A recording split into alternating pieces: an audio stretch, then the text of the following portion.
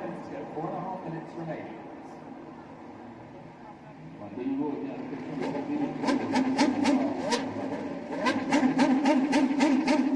Hello everyone in the UK and around the world joining us here for this French Grand Prix, and I'd like to say a special hello to Murray sitting at home in the New Forest. The place is very quiet without you, Murray. So what kind of race have we got in store? Well, McLaren have to take the fight to Ferrari today and get a 1-2 finish. Only done it twice so far this year. On one occasion it was Häkkinen the winner in Spain, and once it was David Coulthard in Great Britain. Michael Schumacher, though, has won 5 times already this year, and here in Magny Cours he's now chasing his 5th French Grand Prix victory in 6 years. Only Alain Prost has been more successful around here. If he wins, he'll equal Ayrton Senna's record of 41 Grand Prix victories, the second most successful driver of all time. It'll be a race of strategy, of course, but also of team tactics. I wouldn't be at all surprised to see McLaren and Ferrari sending 2 drivers out on different strategies this afternoon to cover their bases. Martin, what are you looking for this afternoon, strategy-wise? Well, 3 stops theoretically is the fastest way round here because of the tyre degradation, but that means at some point you're going to have to overtake the 2 stoppers to make best use of your extra speed and lighter fuel load, and that is virtually impossible if you're up against the sharp end of the grid cars, the Ferraris and McLarens and the Jordans to a certain extent. It's just not that easy to overtake them, to make good use of that strategy. So I'm really thinking they'll stop twice through the afternoon, make it 3 stints. You'd have to assume between about 22 and lap 25. But this is a tough racetrack. It's very strange tarmac. It's been down since 1992. It is billiard table smooth, an amazing surface, but it just gives up so much grip as the temperature rises, and it's up at 38 degrees already. So let's take a look at the starting grid then. Michael Schumacher, his 3rd consecutive pole position, looking very strong for Ferrari. David Coulthard starting alongside him, and into that first corner it's going to be very interesting. Wouldn't be at all surprised to see Coulthard get the drop on him. He's traditionally been a better starter than Michael Schumacher. Looking at row 2 there, Barrichello and Häkkinen again down in 4th place, Martin, and somehow that qualifying pace of Häkkinen just seems to have evaporated. It's 5 races now since he's been on pole position. Yes, he's lost the edge, hasn't he, somewhere? He just can't hook that final fling up to get the car up onto the front row. It's Coulthard's that started doing that now. Häkkinen had the fastest car in the warm-up this morning, but he somehow got to clear Barrichello into that very, very short run to the first left-hander. You saw the 2 Jaguars well up there. Johnny Herbert in 11th place, and his teammate Eddie Irvine is in 6th place. A terrific effort by Irvine. We should also mention Ralf Schumacher in 5th place, the fastest of the 2 Williams. He was genuinely surprised by that lap, and genuinely surprised to be so far up the grid. Another man well up the grid is Jacques Villeneuve in the British-American Racing Honda in 7th place, and of course Jenson Button in 10th. Now, we were looking at this grid earlier, Martin, saying there are not a lot of people behind Button on this grid who shouldn't be there, and that's not a great thing to be able to say. No, Jenson, I think, has done a reasonable job, as you're just looking at the tail end of the grid there on your TV. Jenson's had a reasonable weekend to be in the top 10, but that Williams BMW is a fast car, and Ralph's proved that up there in 5th, a full 3/4 of a second faster than Jenson, and if he wants to keep that drive and keep out Montoya and co, if Montoya becomes available, then he's got to be pushing even harder than that. That saga seems to have been going on for such a long time, though. The Montoya, will he, won't he, is Jenson in, is Jenson out saga. Why does it take so long? Well, because it's complicated. It's never a simple issue, and I think Frank is in a difficult but enviable position in a way, that he's got 3 young chargers to choose from, and he's got to perm 2 of them. You're on board there with Barrichello's overhead camera.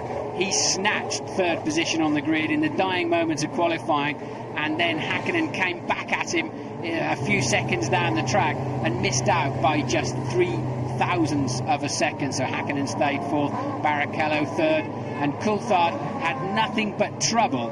The car blowing up, oil tank bursting. He was in Häkkinen's spare car from time to time, and he got within a 1/10 of Michael, but couldn't quite make it happen. There you see Michael Schumacher and Barrichello, and I'd imagine everybody will be on absolutely brand spanking new tyres. But of all of those people you saw as they took you through the grid, there's only 2 of them down there, James, that have ever won this race. That's Michael Schumacher and Heinz-Harald Frentzen. A big plume of smoke from the back of Schumacher Lane, some big rubber trails there on the spot where you'll need the maximum traction off the start. And here we go through the Grand Cours and down to Estoril on the parade lap. Yes, well, they like to get some rubber down. It's their one chance off of their grid slot where they're going to return to at the end of this formation lap, and this counts as 1 lap of the Grand Prix. So that's their one and only chance to clean up their grid slot and lay a little bit of rubber down.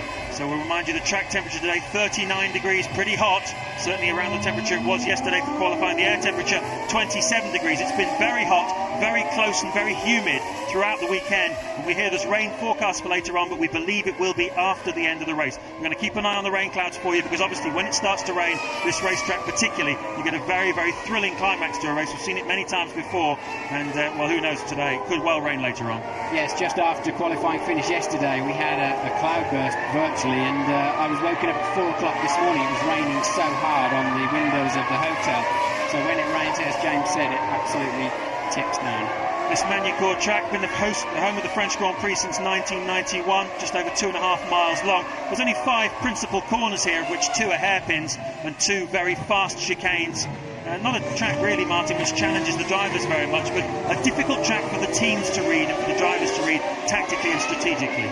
The problem here is that there's a very, very long corner in Estoril. Turn 3 is the number they give it, and it really does punish the tyres. The long corners, you get a huge heat build-up as the cars accelerate up to 160 miles an hour on the exit of that long corner. Lovely shot as Schumacher brings the pack up close together. Doesn't want to sit on the grid any longer than he has to. We saw he threw away the World Championship in 1998 because of that, just getting overheated. And as the field streams through now and Schumacher makes his way onto the grid, Martin, give us the view from the driver. What's it like now you're making your way onto the grid? Well, this is tense time. You're in the zone, the critical zone here, where you must not make a mistake. You know, if you stall the engine, you're going to be at the back of the grid. You're looking in your mirror, you're thinking they're taking an enormous amount of time to file in line behind me. Your temperatures are rising. You've got to stay very, very calm. Your seatbelts seem a little bit too tight. Your right boot seems a bit too loose. You're moving your visor around, and the light is on. Stay calm. Put it in first gear. Put it about 12,000 revs, and just steer at those lights. Control the wheel, spin your away, see who's doing what around you. Are you on the attack or are you on the defence? Schumacher leads, Häkkinen, Coulthard and Barrichello are side by side as they go through Grand Cours and down to Estoril the third, and Barrichello gets into second place, Coulthard third, Häkkinen having a go at Coulthard as they go out of Estoril corner. Villeneuve is extremely well up as well, and look at the 2 Jordans. Eddie Irvine's a loser there from the looks of things, but Michael Schumacher has the clear advantage as they head down to the hairpin for the first time. Yes, and Coulthard having a look up the inside of Barrichello. That was definitely not in his game plan, and it looks extremely busy in the midfield. They're virtually stationary on the inside of Adelaide hairpin, but a dream start for Ferrari. And a dream start for Villeneuve, and a dream start for Hightower Frentzen also in the Jordan. He's well up, and he's even passed Ralf Schumacher in the Williams. So Villeneuve going well, Frentzen going well, Eddie Irvine a bit of a loser there as Schumacher starts to put some clear air between himself and the pursuing pack. Barrichello second, Coulthard third, Häkkinen fourth, Villeneuve fifth. There'll be a big grin on that square jaw of Michael Schumacher when he looks in his mirrors to see a scarlet Ferrari that's the next car along the racetrack. That is absolutely perfect for him. And now Coulthard's got to follow that Ferrari, and the problem here is you pick up so much understeer, so much of the front end sliding. Villeneuve, they're locking up into the chicane, and Coulthard very, very close to Barrichello, but not close enough to have a look. So he needs to make a move very quickly. Coulthard has to get past that Ferrari somehow, but he can't stay close enough through this next section, turn 3, the Estoril corner. Absolutely critical time of a motor race, off the start line from a stationary start with tyres which are cooling down. How quick can you do that lap from a stationary start? How big a gap can you build up in the opening lap, 2 laps? Michael Schumacher, an absolute master at it. Mika Häkkinen in recent years has been too, but right now he's languishing in 4th place as Coulthard comes very close up onto Rubens Barrichello into the hairpin. I remember in this race last year, albeit in the rain, Barrichello was leading for much of the race, but he was extremely cautious under braking for Adelaide hairpin, and it does seem if Coulthard can get anywhere near the gearbox of that Ferrari, he should be able to brake a little bit later. Schumacher leads, Barrichello second, Coulthard third, then it's Mika Häkkinen in 4th place. Villeneuve is 5th, Frentzen 6th, Ralf Schumacher down to 7th place, Jarno Trulli holds station where his grip position at 8th. Mika Salo, a terrific start for him up in 9th place. Irvine has gone from 6th down to 10th. Jenson Button's dropped a place down to 11th. Johnny Herbert's dropped a place down to 12th. Then it's De La Rosa, Heidfeld and Lacey going well in 15th. Fisichella a bit of a loser at the start as well in 16th place. Yes, I see on the computer car 16 has missed the chicane at turn 12. That's near the end of the lap. So he obviously lived for another day, but let's have a look and see who that was. It's down as Pedro Diniz, so not a major player in this race at the moment, as Michael Schumacher builds a 1.8-second lead over his teammate Barrichello. Coulthard a further 6/10 down the road. Michael Schumacher's first lap then a 1:20.117, his first flying lap. Compare that with the warm-up this morning, the fastest, a 1:19.329, and this car completely full of fuel. Well, it's carrying a 2-stop fuel load, we believe, at the moment, and well, that's around about 50-60 kilos of fuel. Michael Schumacher says about 60 kilos more than he would have carried in qualifying yesterday. A terrific pace off the first lap. Yeah, that's a hot pace, James. The low 1:20 so early on, but actually, because of the tyre degradation, what are we going to see here? This looks like Frentzen, amazingly, getting up the inside there of, or actually no, it's truly, he's coming back past again. Ralf Schumacher having a re-go at him coming out of that last corner. So let's see how that. Ralf Schumacher is now actually down in 8th, so he didn't make it on the way into that first corner. Truly did get past. We didn't see the end of that move from him. It's a very bold move into Lycée by Jarno Trulli. Not traditionally a place where you make overtaking manoeuvres unless you're. It's the home of the desperate, really, isn't it, Martin? That corner. Normally, but it was a very clean pass from what I saw of it. We actually only saw a replay there. I'd like to see that again. Hopefully, if the French director will play that back in, but.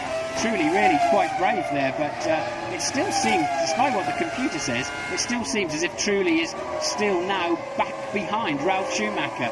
Yes, he is. He's back down in 8th place, so Ralf Schumacher has repassed him. Yes, unseen by us, Ralf Schumacher in the Williams has got past Jarno Trulli in the Jordan, and Trulli trailing his teammate Frentzen up in 6th place. And look at this, Michael Schumacher full 7/10 of a second faster than Barrichello on that last lap, and that's a major problem for Coulthard. He can see his main championship rival just waltzing away down the road, already 2.5 seconds ahead. What do you do if you're the McLaren team boss, Ron? As you look at this, do you feel powerless? Do you think, how am I going to switch the order around? So many races, Michael's won 5 races this year, but so many times we've seen this, that Ferrari have got a good start, they've consolidated, controlled the pace at the beginning of the race. The McLaren seem to have been comfortable just sitting behind them, just biding their time, but at the end of the day they've not been able to deliver the pace when it's mattered later on in the race. So today they've got to try and find that little bit of something special. Yes, there's nothing they can do yet. Until they're somewhere near a fuel stop window, they can't adjust this race. It's all in the hands of the driver, really. Coulthard's just got to stay as close as he can, as close as the aerodynamics will allow, and pick up from any mistakes Barrichello might make, or wait until they get to near some traffic, to lap some traffic. Michael again now 8/10 of a second faster on the lap they've just completed, and there is Ralf Schumacher in a Jordan sandwich. A tremendous opening sequence from Michael Schumacher as he opens up a 3.2 second cushion after just 4 laps. That's 3/4 of a second a lap. He's faster than the pursuing pack. Rubens Barrichello still second.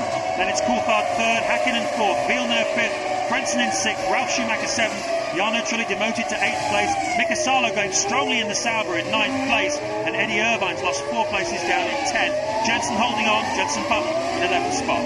It's Mika Hakkinen in 4th place, making a move. He's just done the fastest first section of the race so far, 3/10 faster than Michael Schumacher as it happens, and Coulthard too, looking like he's finding a bit of grip now. The 3rd and 4th place McLaren, so they seem a little bit of a wheel lock up there for Ralf Schumacher. It looks like an engine failure because the aerodynamics suck that smoky air underneath and puts it out the back through the Venturi, and all it is the unloaded front wheel as the weight transfers across the anti-roll bars, just locking up. Early days yet, but the thing to watch out for, folks, is the rear tyres, because they're the ones that go off fastest here around this Magny Cours circuit. It may be billiard table smooth, but the tyre wear is particularly high, particularly when it's been raining as it was this morning. It washes the rubber off the track, makes it green, and after a while the rear tyres start to fade away. You'll see the cars sliding around a bit under braking. You'll see them struggling to get grip out of corners as Ralf Schumacher has another look at Heinz-Sauer Frentzen coming down into Grand Cours. This is lap 6. And Ralf Schumacher is in a very racy mode today. He's obviously up for it. He qualified 5th, currently lying 7th, and he's looking for more points today from the Williams team. It's been a while since Ralf scored any points. In fact, he hasn't scored for 3 races now. Celebrated his 25th birthday this weekend. Says his leg injury that he sustained at Monaco is pretty much behind him now. Ralf is on a charge. Yes, another thing I'd like to see as you watch Ralf still sandwiched up there is a replay of the start. I thought Coulthard appeared to get away reasonably well. Certainly Michael Schumacher got away extremely well and just covered his bases, moved straight across. Maybe Coulthard had to lift out of it slightly or something because Barrichello sneaked through somehow. We've not seen a replay of that. I hope we do later on. But it does seem like Frentzen now is struggling a little bit. Ralf Schumacher is the faster of those three cars there. Yes, and Williams really fighting for their position in the Constructors' Championship as well, because after Giancarlo Fisichella's excellent run to a podium in Canada, Benetton actually overhauled them for third place, the best of the rest, if you like, behind McLaren and Ferrari in the Constructors. So with Benetton not looking very strong today, Fisichella currently lying 15th and Wirtz a rather miserable 20th. It's a good day for Williams to strike back. If they want to get back ahead of the Benetton team, they need to score 3 or 4 points today, and certainly the way Ralph's going at the moment, that's not inconceivable. Coulthard not exactly troubling the mirrors of Barrichello as they head out of Estoril once more through the sweeping right-hander of golf, and he certainly doesn't appear to get close enough to do any damage and cause any distraction for Rubens Barrichello. But surely Coulthard has the better car under braking. I noticed when I was talking over the onboard laps, they all seem to be braking around 110 metres going in there. Coulthard can get in there at 100 metres. He is very, very good under braking there, but it's no good to him if he can't get nearer to Barrichello. So Schumacher leading from Barrichello, 3.6 seconds now the advantage. Coulthard just over a second behind, then Hakkinen 1.2 down on his teammate. Villeneuve holding in there as well, 9 seconds behind the leader, just 3 seconds shy of the pace of Hakkinen. Frentzen still there, Ralf Schumacher and Jarno Trulli. And Coulthard, well, they seem to me, Martin, to be carrying roughly the same amount of fuel. I have to say that the leaders in this race are running a similar sort of pace. Schumacher obviously made a blistering opening account, first 2 or 3 laps. Now the pace seems to have settled, and they seem to be carrying roughly the same sort of fuel load at the moment. Yes, they do. Michael's just come over the line at a 20.6, Barrichello 20.8, Coulthard 20.7, and Hakkinen the first one then in the 21.0. So Coulthard just about matching now Michael Schumacher's pace, but he's got Barrichello between him and his World Championship rival.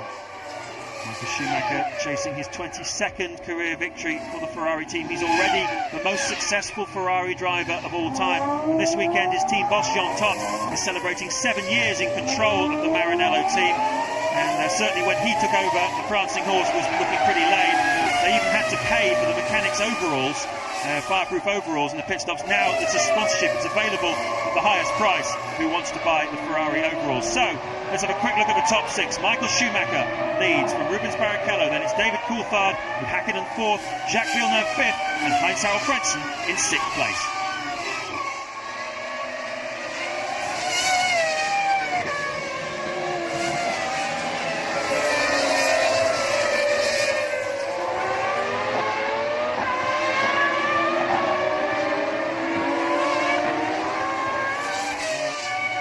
Back down the field there, James. Alesi actually made a very good start. He went from 18th to 14th, and there he is ahead of Fisichella. So Alesi had a good run through those first 2 or 3 corners and is just about holding his own, following Pedro Della Rosa in 13th place. And now not having a reasonable run is a little bit further up the road. Mika Salo is in 9th place ahead of the Jaguars and his Sauber.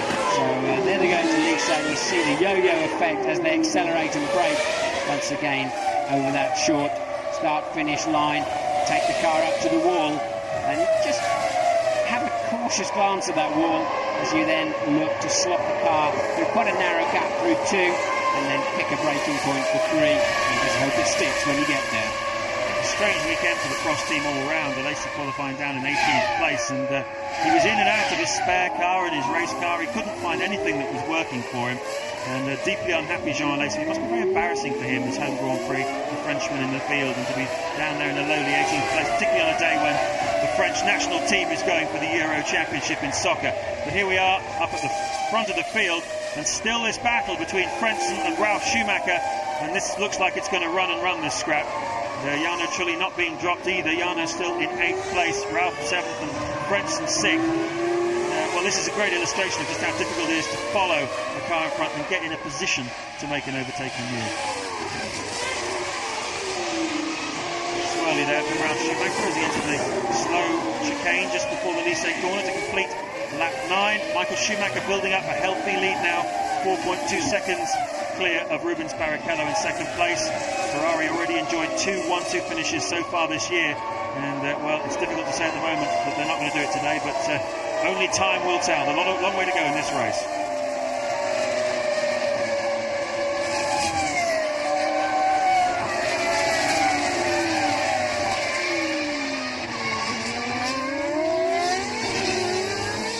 back live at Magny Cours in France. You've missed nothing significant. The top 6, Michael Schumacher leads from Rubens Barrichello, David Coulthard 3rd, Hakkinen still in 4th place, Jacques Villeneuve 5th, and Heinz-Harald Frentzen is 6th. Yes, and to just take you through the rest of the Brits, Eddie Irvine is 10th, Jenson Button 11th, and Johnny Herbert 12th. So running line astern, Coulthard up there in 3rd place. They've sort of pegged Michael Schumacher a little bit on pace.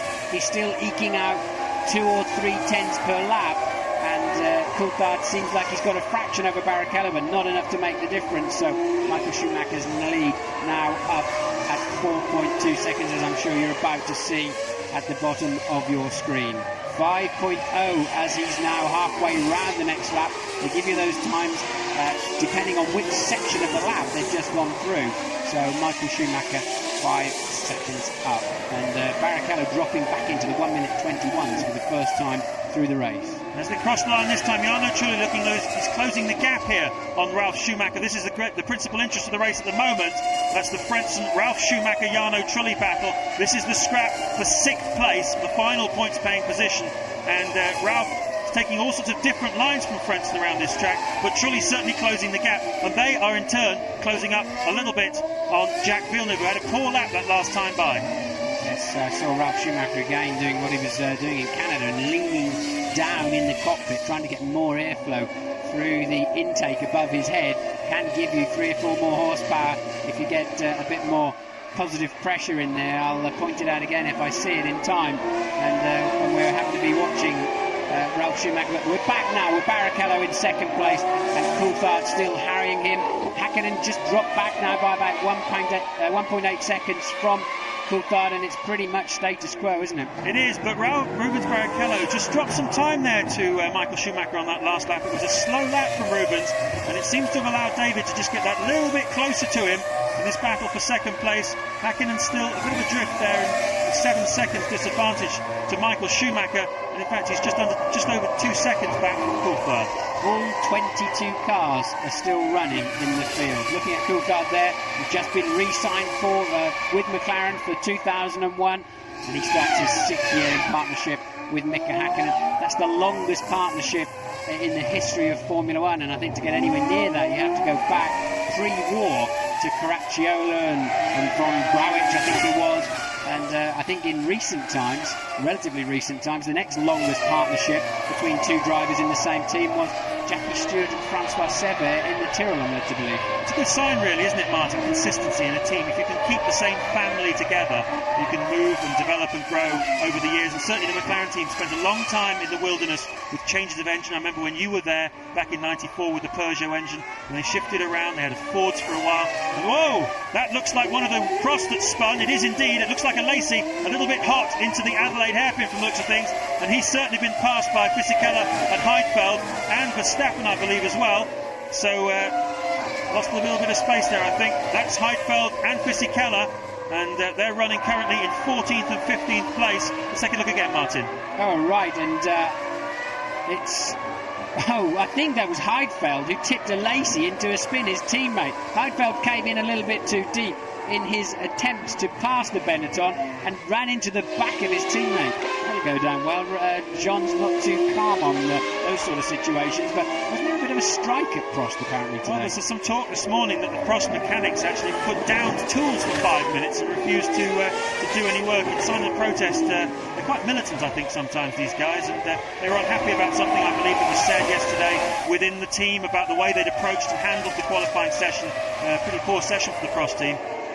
Well, I did see a big group of people around the Prost motorhome, and everybody was scratching their heads wondering what was going on. I guess if that's Formula One's equivalent of a strike, then they did it in style around a rather smart motorhome. Not happy days at the Prost team at the moment. And Alain Prost, a 4-time world champion, 51 times a Grand Prix winner, as you look at his car being driven by Nick Heidfeld there on the screen. But he just doesn't seem to be able to connect as a team owner. He had everything it took to be a winning Grand Prix driver, but as an owner he seems to be struggling, Martin. Somehow these successful drivers don't make good bosses. Well, some of them do. Jackie Stewart made a pretty handy Grand Prix boss, but that was some 20-odd years after he'd finished racing. And I think it is a different mentality you need to just look after yourself and win for yourself out there, using your team to do so. It's a different mentality and skills needed than to control 400 or 500 people and get them all together and pointing them in the right direction. So we're back now watching Barrichello and Coulthard about the same distance apart, 0.7 of a second, as they head down to the hairpin. Real cat and mouse stuff here. Real cat and mouse stuff here between Ferrari and McLaren. I believe Louise Goodman is down in the Ferrari garage. I am indeed watching this race from the sharp end. They've had a dream start to this race, as we've seen, but they really need to back it up today. I've just been having a chat with Nigel Stepney, the chief mechanic, about the preparations that Ferrari have made for this race. They've really stepped things up. In the past, the team have paid a heavy penalty because they didn't have a plan B. We saw it with the pit stops in Canada, for example. According to Nigel, they not only have a plan B, they have a plan C here as well. They've tried to second guess every possible eventuality. They've even brought extra people for this event. They know how critical this race is, just as much as McLaren do. Yes, and you're watching a replay there. I think it was Johnny Herbert desperately trying not to run into the back of Irvine, and they're dicing for 11th and 12th place, and it looked like Salo in front of them was having a run to Jenson Button has passed Mika Salo, and that was the action you saw as they left the hairpin. So Button now up to 9. Yeah, Button up to 9th. He's made up 2 places in the last 2 laps. Unseen by us on the television, the French director hasn't showed us Jenson's progress, but he really does need a good result here this weekend, Jenson. It's been pretty slim pickings in the last few races. He started out very well, but still only 1 point finished so far this season for him. That's on the screen there, you're seeing the difference. As I said, all 22 cars running, so Michael Schumacher is 52 seconds ahead of Mazzacani, who's last, so it's something like 80 seconds for a lap, so it's not very long before Michael Schumacher will be coming up to lap the tail enders, and still Ralf Schumacher can't get past or away from the Jordans. Now I've got a question for you, Martin. The last really hot race we had was the Monaco Grand Prix a month ago, and you remember on that day the exhaust system on the Ferrari overheated the rear suspension on that car, causing it to break, and Michael's only mechanical retirement of the year. They'll obviously have taken steps to avoid that happening again, but this heat obviously has a big effect on the cars and leads to reliability problems, even though obviously at the moment we don't seem to have had any so far. Yes, I think the ambient temperature within reason doesn't make that much difference. There's several drivers were saying they saw Michael whack the barrier twice in Monaco, and that it wasn't a suspension failure as much as him making a mistake. Who knows? The Ferrari team said they had a cracked exhaust. I don't think it's really anything to do with the ambient temperature at all, James. It's running so hot in that car. The brakes are 700 to 800 degrees, the tyres are 100 degrees, even the fuel in the tank behind the drivers gets up to about 50 degrees centigrade. The engines are running 110, 115. Some of these latest engines, I think, run significantly hotter than that, so they can have smaller radiators, less drag, less water in the system, so a little bit of ambient doesn't make such a big difference. Alright then, Martin, you're Ralf Schumacher in this situation. You're chasing down Heinz-Harald Frentzen for a points paying position for 6th place. You've been looking at him for lap after lap after lap. You just can't find a way by. What are you thinking? You're thinking, I've got to sit here and maximise the opportunities as they come to me. I don't have enough speed to pass him, but what he mustn't do is run into him, of course. But he's got to stay close enough if he can force him, Frentzen, into making any kind of error. But he won't do from that far back. It's too much of a comfort zone that he's giving Frentzen there. Been very impressed with that Williams BMW this year. The chassis, a tremendous improvement on last year's Williams, which was driven very spiritedly by Ralf Schumacher, but Zanardi really failed in the car, and they certainly made big improvements on that this year. Michael Schumacher still leading this race. He goes through with a gap now of 5.7 seconds over his teammate Rubens Barrichello, and David Coulthard staying in touch, Mika Häkkinen also staying in touch. 8 seconds now Häkkinen is behind Schumacher. And look at this, Jenson Button in 9th place. He's not on your screen, but now he's passed Salo and got some clear air in front of him. He is just about lapping on the same pace as Schumacher and co at the front of the field. So Jenson Button has certainly he's catching the people in front of him over a second a lap. So we can look forward to a bit of action there. Probably just 4 or 5 laps away as Button cruises up behind Truly, who you've seen stuck behind Ralph Schumacher. And in contrast, you have to say the Jaguars do seem to be going backwards. They started Eddie Irvine 6th on the grid, currently running in 11th place and lapping in the 1:23.7s, in contrast to Michael Schumacher, who's doing 20.7s, and Button in the low 21. So the Jaguars once again flattering to deceive in qualifying, well up the grid into the top 10, but seem to be sliding back a little bit in the race. But Kevin Piper has news for us about the Prost team. Yes, and the Prost crew are getting ready as we speak to bring in Jean Alesi, but their spin on what happened out there on the track is slightly different to what the pictures suggested. They are booking Giancarlo Fisichella to company together with Jean Alesi, so whether that's a sign of things to come tonight in Euro 2000, a bit of a showdown with the French, who can tell, but Alesi, I think it's fair to say, about to come in. Well, maybe I need my eyes testing, but I don't think so. It looked very much like one Prost connecting to another to me. So I think there'll be some discussion after the race on that. I don't think Fisichella was involved in it, other than being the man that Heidfeld was trying to pass. Now then, let's just talk a little bit about Michael Schumacher, shall we? 7 points he's averaged, and we've got a car off, and that's Zonta into the tyre barriers. Ricardo Zonta was lying in 17th place, and well, he may have been having a move on Verstappen. That may have caused it. I suspect that's the Imola chicane. I'm not an expert on the gravel traps there particularly, but it looked like it may have been the Imola.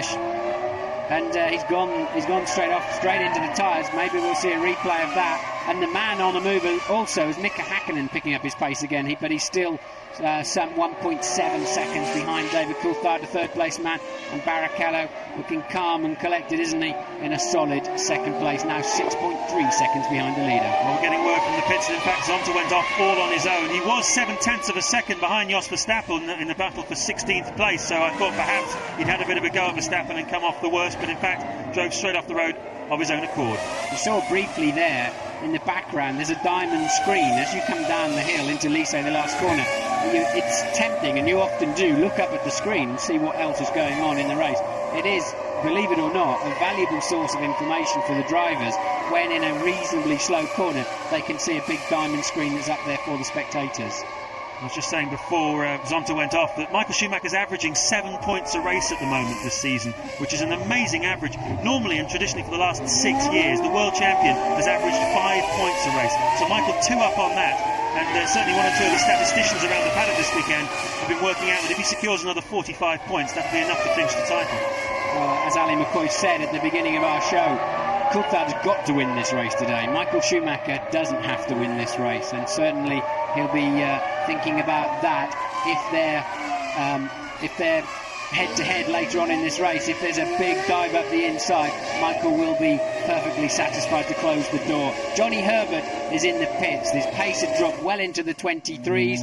I don't know if it's a projector stop. That's a Lacey, of course, in the Prost, and a relatively long stop considering that they're obviously on a 3-stop strategy. Not a good stop there from the Prost team, and a Lacey rejoins, but Johnny Herbert is still in the pit lane.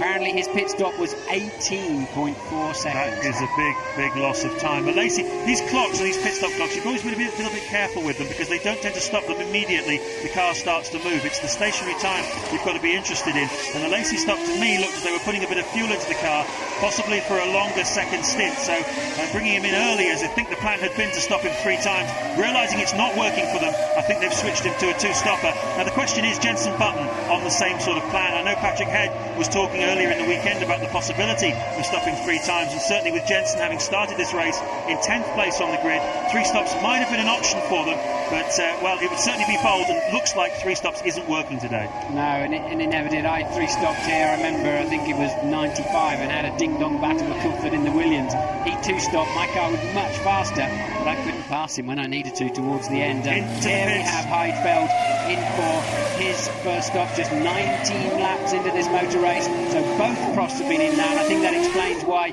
Lacey, and he stalled the engine, has he? or have they got a problem on the right rear? No, he's stalled the engine.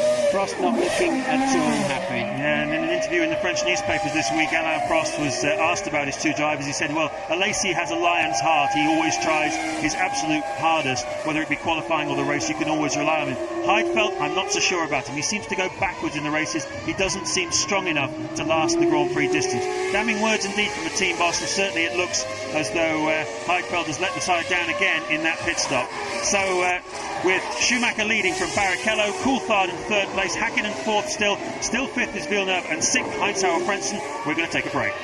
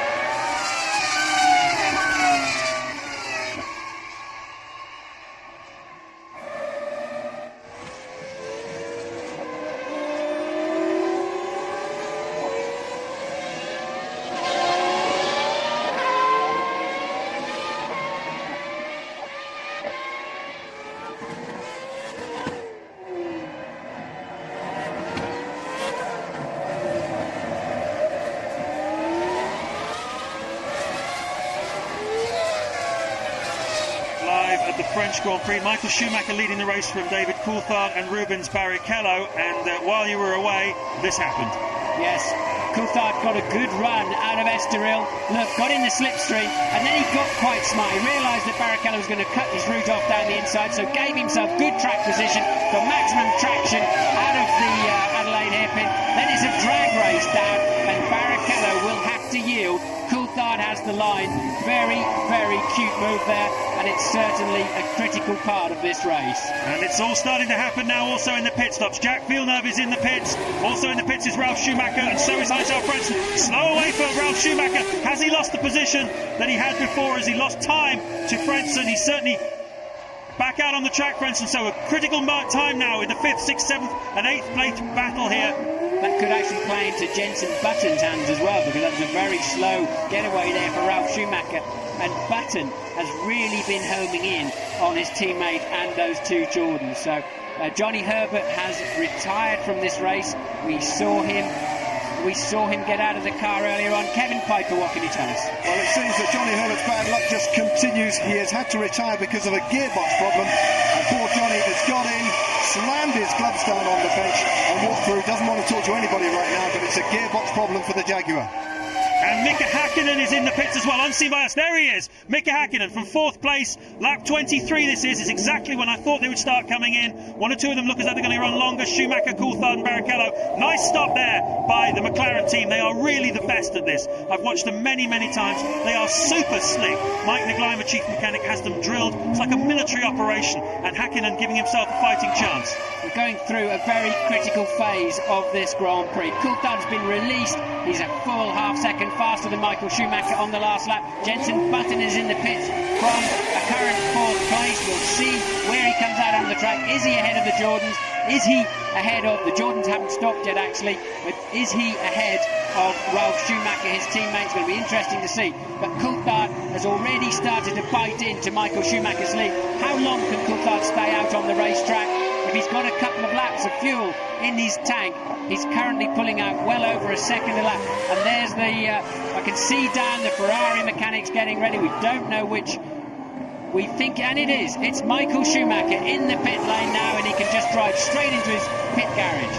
And there, a full 22 people involved in making sure that they get this car out in 6 or 7 seconds, and that is a stop. The clock didn't stop on time. It's a reasonable stop, not sensational. Definitely a two-stopper for Michael Schumacher then. His first stop on lap 24 from the lead, and that means that Coulthard now leads the French Grand Prix. He was 4.2 seconds behind him at the end of the last lap. Michael will have lost 21 seconds to Coulthard. It'll also put him behind Barrichello, but it may just bring him out in front of Häkkinen. Where is Mika Häkkinen?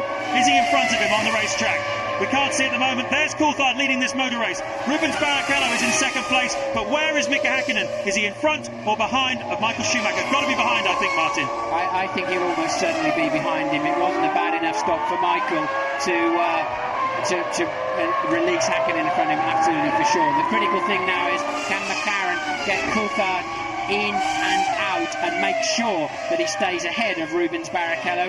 And when it all shakes out, I think Michael will still be leading this race, and it depends how good Coulthard's stop is. Kevin Piper is with Johnny Herbert. And Johnny Herbert scampered off, so we're back on board now with David Coulthard coming in. Does he go in the pit lane? Yes, he does. So Coulthard leading the race into the pit lane for his first stop, James. David Coulthard comes in, and what's he going to do this time? His lead over Michael Schumacher was negligible when he came in. Schumacher will definitely take the lead of the race as they come down the hill. Coulthard, the tyres going on, not a bad stop. Fuel goes in, and it's 7.3 seconds. Another superb stop by the McLaren team. So he'll come out, I think, behind Michael Schumacher, who's just crossed the start-finish line. And Rubens Barrichello also in from second place. So when it shakes out, there's Häkkinen in the background. So Coulthard rejoins in front of Mika Häkkinen, but does Rubens Barrichello? I think he doesn't. He's behind Mika Häkkinen. So Mika has jumped Rubens Barrichello in that first round of pit stops, I think. And that's Coulthard there. It's got a big David written on the back of it, and there's Häkkinen. So the Ferrari must be Barrichello. Häkkinen, this has worked out beautifully for him too.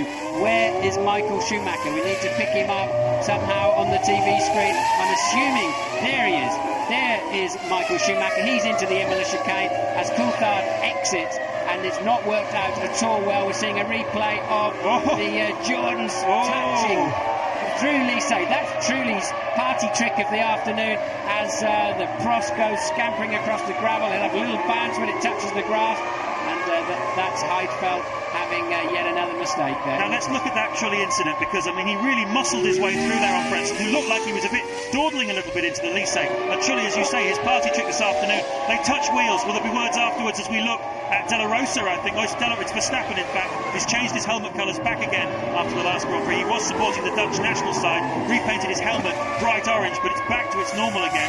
But so Michael Schumacher is 5.3 seconds ahead then as you watch the Arrows driver trying to get the wheel back on. He must put the steering wheel on before he leaves the car. He won't want to be sitting there very long as they're storming past about 160 miles an hour.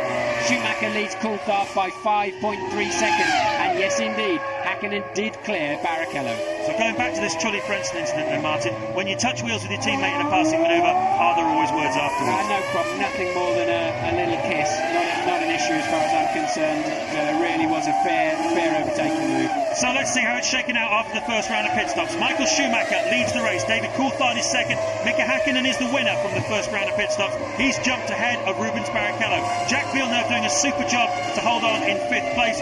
Trulli has jumped up as well. He's sick, but I don't believe he's made his pit stop yet. Frentzen is seventh. Ralf Schumacher is 8th, Button is 9th, and Diniz is in 10th place. Yes, and look, so Ralf Schumacher did lose out with his slow getaway, but just managed to stay ahead of his teammate Jenson Button. Button has cruised up behind that trio, as we expected, but unfortunately he didn't quite clear 7/10 of a second behind. He didn't quite get past teammate Ralf Schumacher as he stuttered away from that first stop of the afternoon. Now I think we've got to look towards lap 46, 47 before we're expecting the key players back in again. Yes, it's exactly as we thought it would be. These stops coming in the early 20s. They've taken on about 50 kilos of fuel in this stop, and that should be good enough to take them through to about lap 45.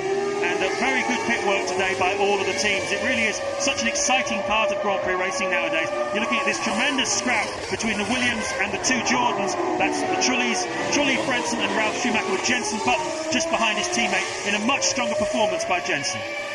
Got to get smart here now. You go out on a new set of tyres, you have fantastic grip, much better than when you pitted. The tyres degrade here faster than just about any other circuit in Grand Prix racing, and you've got to resist the temptation, James, to use all of that extra grip, which can burn those tyres out so quickly. Sure, you want to go faster, you have got some more grip, but don't punish the tyres until they've settled down for a couple of laps. And there you see the Jordan ahead of both Williams, and these cars really do seem very evenly matched, as we see a Sauber in the pits, and that is Pedro Diniz. That's got to be out of sequence. Yes, just a little bit sloppy as they pushed him away. But let's just talk a little bit about Jenson Button. Not scored any points in his last 4 starts. With a terrific start to the season. Scored points, of course, at the British Grand Prix, and a bit of a lock-up there from Ralf Schumacher. But Jenson now right on the gearbox of his teammate, and that's where he's got to be if he wants to keep this Williams drive. Jenson really looking to turn back the form book, as Coulthard sets the fastest lap with a 1:19.479. Yes, Coulthard taking, I agree with you on Button, it's exactly where he needs to be, and then even having a go at Ralf to say,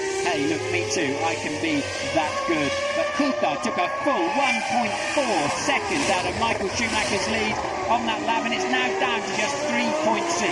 I suspect, remember the two McLarens were faster in the warm-up significantly than the Ferraris. I suspect now they've cleared Barrichello, they should have a better car, especially as the tyres start to wear a little bit. I think Coulthard did have one back marker between him and Michael Schumacher. We haven't seen Coulthard recently. I would expect he's cleared that back marker now. Yes, I think Rubens Barrichello was clearly holding up David Coulthard and Mika Häkkinen.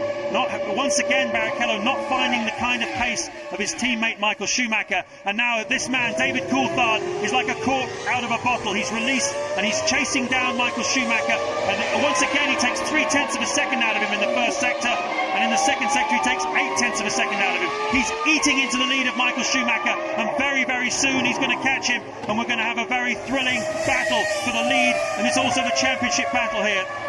So they're in the same short pit straight, just one Minardi between them. It's easier to chase than be chased, and Coulthard is going to very much relish this next few laps. Unfortunately, knowing when he gets there, he's got to somehow try and pass an on-form Michael Schumacher. But we've very much got an on-form David Coulthard. We have indeed. We've also got a Coulthard who's very confident at the moment. A Coulthard who's happy to carve his way through traffic. A Coulthard who's not afraid to have a go, to lunge, to let the people in front know he's coming through. There's just one back marker now between him and Michael Schumacher as he hunts the two-time world champion down. 2.5 seconds as they came through last time. He's eaten a full 1.5 seconds out of Schumacher's lead, and this motor race is coming alive as David Coulthard takes on Michael Schumacher. And we know that the pair of them have got the mental and physical stamina and fitness to get through this race at this, what is a very hot pace, James. Into the 1:19s, the lot of them, with the exception of Michael Schumacher. He does seem to be a little bit slow, and Häkkinen on a roll too. Michael definitely is not enjoying this stage of the race. Maybe this fresh set of tyres is not to his liking. We have seen him constantly having to clear back markers. Of course, it does upset your rhythm, but Coulthard is slicing through them better. It does seem to be at the moment, you have to say, but you wouldn't put money against Michael Schumacher. He is in the lead of this race, and he's got one back marker between himself and Coulthard. And when Coulthard gets up even behind him, he's still going to have a tough job to get past Michael. And he's won 40 Grand Prix in his career, and he didn't do it by getting out of the way whenever anybody caught him up. Interestingly, Verstappen's arrows is parked on the pit straight with a stationary yellow above it as Coulthard shapes up to lap the Prost of Heidfeld. Heidfeld kindly moves completely off the racing line, and now just 1.9 seconds. I don't believe there's anybody between them, is there? There's not. It's just fresh air now between Schumacher in the lead and Coulthard 1.9 seconds down the road, and Häkkinen not quite getting through the traffic as well. Coulthard has had the strangest weekend. He had a fuel pump failure on Friday and only did 6 laps. On Saturday morning he had a full fuel pump failure and then an engine failure, and he had a real tough time as Hakkinen gets through the back markers as well. He had a real tough time in qualifying yesterday. It was a real test of character for David Coulthard, who eventually managed to unhook a fantastic lap, but we were all wondering whether if he'd had a clear session with a good car that wasn't breaking down on him, whether he would have pushed Michael Schumacher a little bit more. For sure he would have taken that pole away from him. Michael would have had to extend himself. Now we're going to see the battle we've been waiting for a couple of races' time, as Coulthard closes right up on the back of Michael Schumacher. It's the only session we saw all through this race meeting where McLaren wasn't at the top, and particularly Coulthard was in final qualifying, where Michael Schumacher put in a stunning first lap of the afternoon. But now the lead is down to 1.3 seconds, and at this stage Coulthard's got to make sure he's concentrating on his bit of the racetrack and not focusing too much on the rear wing of that Ferrari, but he's going to be happy. So we're looking at reasons for why Michael Schumacher might be losing time. His last lap, a 1:21.205. Doesn't seem to have had a great deal of traffic on that lap. He's closing up on some more on a Prost. I think it probably is the case, Martin, that he doesn't like this second set of tyres very much. It seems odd, I know, to when you watch it. They're all black and round and there's 4 of them and you bolt them on. How can there be a difference between them? But there so often is, and quite often, particularly in the middle stint of a race, we see the second set of tyres just doesn't work quite so well. It was one of the reasons why Schumacher got into trouble in Jerez in '97, which allowed Jacques Villeneuve to make that move on him, and of course the World Championship turned at that point, and these tyres do seem to be very much of a struggle for Michael Schumacher. Yes, that's the point. When you're saving brand new sets of tyres for the race, inevitably you don't know what they're like, and you put them on, and it's a chemical reaction when the rubber is biting the track. And look how close Coulthard is now, and he's not close enough to have a go up the inside into Lise, but he really is just homing straight in. Another 7/10 of a second faster, and Hakkinen now easily the fastest man on the racetrack, back there in third. The McLaren is working beautifully. Just watch him. Coulthard can get the nose of that McLaren exactly where he wants to. The McLarens are faster than the Ferraris at this stage of the race. Just half a second in it then on lap 32. We're not even at half distance yet, and already we're approaching a battle for the lead. Now what's going to happen, look, and Coulthard again, he appears to have a much better car under braking into that hairpin, so if he can stay close enough, just like with Barrichello, he's going to be able to get past Michael Schumacher. If he can't clear Schumacher quickly, what's going to happen here is Hakkinen's going to cruise up on the back of both of them. Coulthard had a slightly shorter stop than the others. I don't know whether they put a slightly less fuel in, whether he's got to go for a shorter middle stint, or whether it was just absolutely clockwork for that particular stop.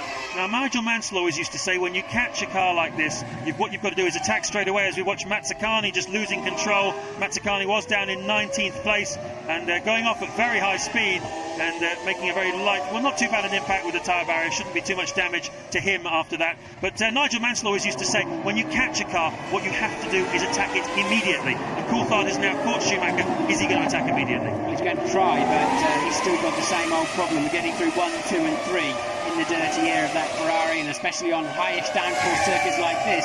You know, a Formula 1 car punches a pretty big hole in the air, and all of that turbulent. But look, Coulthard appears to have good speed in the middle. Again, could come to the white line.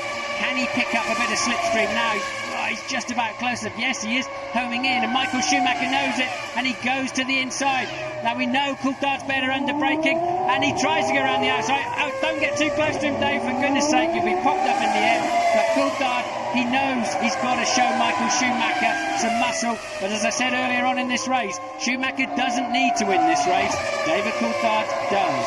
That's absolutely true, and Michael Schumacher needs to be shown a little bit of strength, as you say. It's absolutely essential with Schumacher that you have a little element of fear, because he really seems to fear nobody. He walks around this paddock with such an enormous air of confidence. He swaggers around. He's the best driver in Formula 1. Everyone keeps telling him that.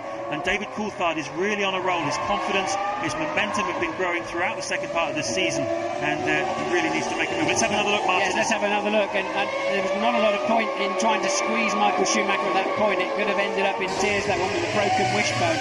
But there's another view of it, and David really saying, hey, I'm coming after you. But I think he was pushing his luck, and he was yes, do that one more time, he says. And well, other gestures. French I'm gesture, pretty obviously. impressed that Coulthard's got the presence of mind to be thinking about that as he's going around the outside trying to take the lead in the French Grand Prix. there you go. But as advertised, it's Mika Hakkinen that's now cruising up into the picture, just 0.4 of a second behind Coulthard. And Coulthard seems to have lost just a little bit of ground as a result of that. He's obviously taking stock and just having a bit of a think about where the best place to get Michael Schumacher is. Certainly on the evidence of what we saw on lap 33, under-braking for the Adelaide hairpin is going to be the best place, but also a surprise move could do well. I think Schumacher will now be expecting that move possibly into the hairpin as we turn back and look at this battle for 6th, 7th and 8th place, still raging as it has from lap 1 between Trulli, Frentzen and Ralf Schumacher, and it's in that order: Trulli 6th, Frentzen 7th, Ralf 8th and Jenson Button still holding on in 9th place. Terrific scrap here for 6th place between the two Jordans and the two Williamses, and really this is the battle for the best of the rest in a way. Jordan were 3rd in the Constructors' Championship last year, desperately want to hold on to it again, particularly with the news this weekend they're going to have Works Honda engines for the next 5 years. There's an enormous wave of confidence at Jordan. At the moment they're languishing down in 5th place in the World Championship, and today they need some big points to get themselves back up where they feel they should be, which is 3rd in the Constructors. And at the moment it's Benetton who are currently 3rd place. Yes, Jordan were in a catch-22. They don't have a technical director. Mike Gascoigne's off to Benetton, which is soon to be called Renault, and they didn't have a works engine. You need one to attract the other, and they had neither, and they really were in trouble. So that Honda news is really a lifesaver for Eddie Jordan and his team. And very bad news, of course, for British American Racing, because it means they'll be sharing what they previously thought was an exclusive engine. But of course there will be Honda technicians working at the BAR factory as we rejoin the battle for the lead. Coulthard has gathered his breath, he's had a bit of a think about it, and he's on the attack again. He's probably got his gloves off so he can make more clear signs next time, but it's rather silly making signs at other drivers. If they look in their mirrors, all they can see mostly is their own rear tyres and own rear wing. They're certainly not looking out for the number of fingers that you're holding up to them or any other suitable traffic jam sign language. Schumacher leads by just 0.6 of a second. You can see it, it's almost a cigarette paper between them. David Coulthard, and then 3rd place is Mika Hakkinen, 4th Rubens Barrichello, 5th still Jacques Villeneuve, 6th Trulli, 7th Frentzen, 8th is Ralf Schumacher, 9th is Button and 10th is Fisichella. But this is the story of the race, and just look how close they are. Now this is the chance for Coulthard. This is his chance, because I don't think Michael is going to clear that what I think is a Sauber in front of him before turn 3. He's not going to clear that before. Will he catch him in turn 3? Because if he does, that is when Coulthard is going to get a good clean run at him, because Michael is then disadvantaged in the same way he is in the dirty air of another car. But in fact neither of them have caught the blue car, so it stays pretty much. And there is Wirtz off the road, continuing his terrible season. But I don't want to see this. I want to see this. Coulthard has got a much better run, but Michael Schumacher, the widest Ferrari you've ever seen, managing to occupy just about all of the track at the same time. And that's where he got past Barrichello. That's where Coulthard passed Barrichello under traction coming out of that corner as he has another look down into the hairpin. No, you'll never get through there. That's definitely one at a time, and there's no way that David's going to have a chance through there. Wirtz leaping over the tyres, but this is the real action. The two McLarens now really harrowing Michael Schumacher. He simply doesn't have the speed, and that's Wirtz trying the Trulli trick, and look, that's a bit pathetic, isn't it? So absolutely nothing separating them. That's Jean Alesi, you can see. He doesn't quite understand what on earth is going on there. That was smart stuff from Alesi. He saw it coming, turned out, and let him just stream through. So John Alesi there showing great awareness. Back with the lead battle, Schumacher, Coulthard, Hakkinen. Nothing to choose between them. 22 points between them in the World Championship.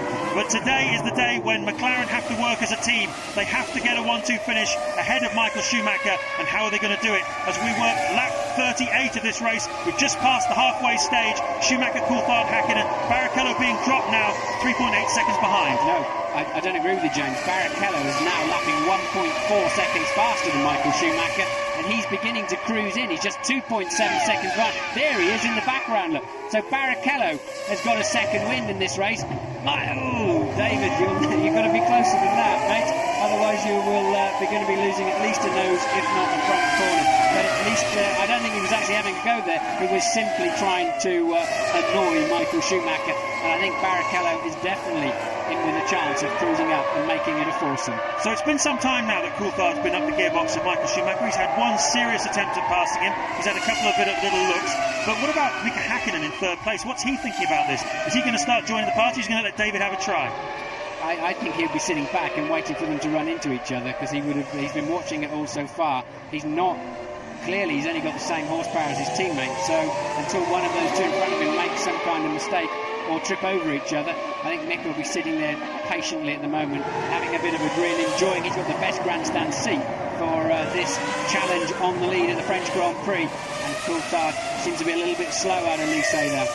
Well, American football teams talk about two sides of the skill of the game, offence and defence. Offence is the attack, and defence, of course, is keeping people behind you, and that is what Michael Schumacher is doing extremely well at the moment. He's keeping Coulthard behind him, not giving him a chance to get a run on him, and at the moment there's just absolutely nothing to choose between them in terms of pace, but Coulthard just unable. You see how much he closes up under braking into the hairpin.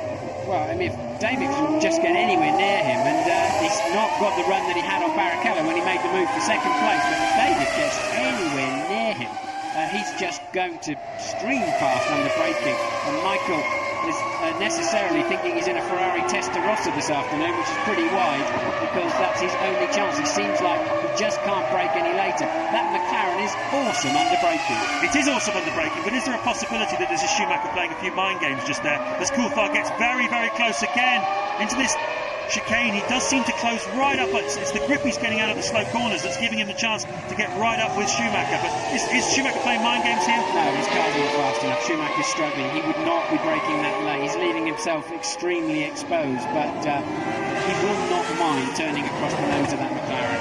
And David should be aware of that, I'm sure he is. But Michael Schumacher doesn't have any speed in this segment of the race. Michael Schumacher's history is a history of taking no prisoners. He's taken no prisoners in all the confrontations he's had wheel to wheel with David Coulthard down the years. There's been many an angry word exchange between the two of them. We think back to Spa in 1998. We think back to Argentina in 1998. They had to sit together on an aeroplane watching a video in order to calm each other down. They were at each other's throats. James, sorry to interrupt. Look, but this time David is going to get up the inside, surely. Yes, he is. And now he's got track position. He'll run Michael out. That was super stuff from Coulthard. He made Schumacher have to lift off, and can Hakkinen make good use of that now? And well, Michael holding his line, but David is really in. I wouldn't want to meet him this afternoon anywhere. Coulthard really in super aggressive mode. And you were listing the times they've run into each other, but more recently Silverstone, and remember in Kuala Lumpur last year, it was always David that came off best in those type of situations, just like he did then. And did you notice that he wasn't satisfied in just passing him, he actually ran him off the road to make sure he had to get out of the throttle. Here it is again, take us through it, Martin. So Michael having to cover the outside line, you're not allowed to move twice, Michael knows that, and David also knew that too. And David now thinking, okay, right, you want to play hard with me, tough with me. I'm going to run you to the outside. You're going to have to get off the throttle. And the tyre walls touched on a couple of occasions through there. And I tell you, the Formula 1 cars don't have to look close when you're that in that position. But look, they're touching again. Coulthard's rear tyre just pushing you up there a bit, David. The suspension is not very tough in that when it's forced in that direction. They're supersonic tough when they're when they're being used as they're designed to be, but not like that. Aggressive, tough, ruthless, and very, very fast. What happened to the David Coulthard we used to know? Absolutely extraordinary. A changed man so far this season. He leads now by just 1 second from Michael Schumacher. Mika Hakkinen is menacing, just 7 tenths behind, as Heinz-Harald Frentzen pits from 8th place. He's behind Jarno Trulli, and Ralf Schumacher's got past him as well. So it's Coulthard leading, Schumacher second, Hakkinen third, Barrichello still fourth, Villeneuve holding on well in fifth, Trulli still sixth, Ralf Schumacher seventh, Frentzen pitting there from 8th, Fisichella doing well getting up to 9th, and Button has dropped down to 10th place. We saw Johnny Herbert, of course, retiring earlier, and Eddie Irvine slipped down to 17th. And this, the back markers not helping Coulthard at all here. Back markers and the arrows in particular, I guess it is definitely... and De La Rosa goes in the pit lane. That was good news for Coulthard. He lost a lot of time there, and he's got a bit of breathing space now. The lead that he pulled out, he lost it all behind De La Rosa going into the chicane. Well, we're seeing some fantastic track action here here between Ferrari and McLaren, between Häkkinen, Schumacher and Coulthard, and some overtaking on the track, some superb work. But I should remind you that we are also approaching the second round of pit stops. This is lap 42, and we expect to see them starting to come in around about lap 45, so pit stops will start to work into the equation. Will Häkkinen attack before, or will he wait for the stops to make his pass? Certainly this set of tyres doesn't suit Schumacher, and he should really try and get past him before the stops.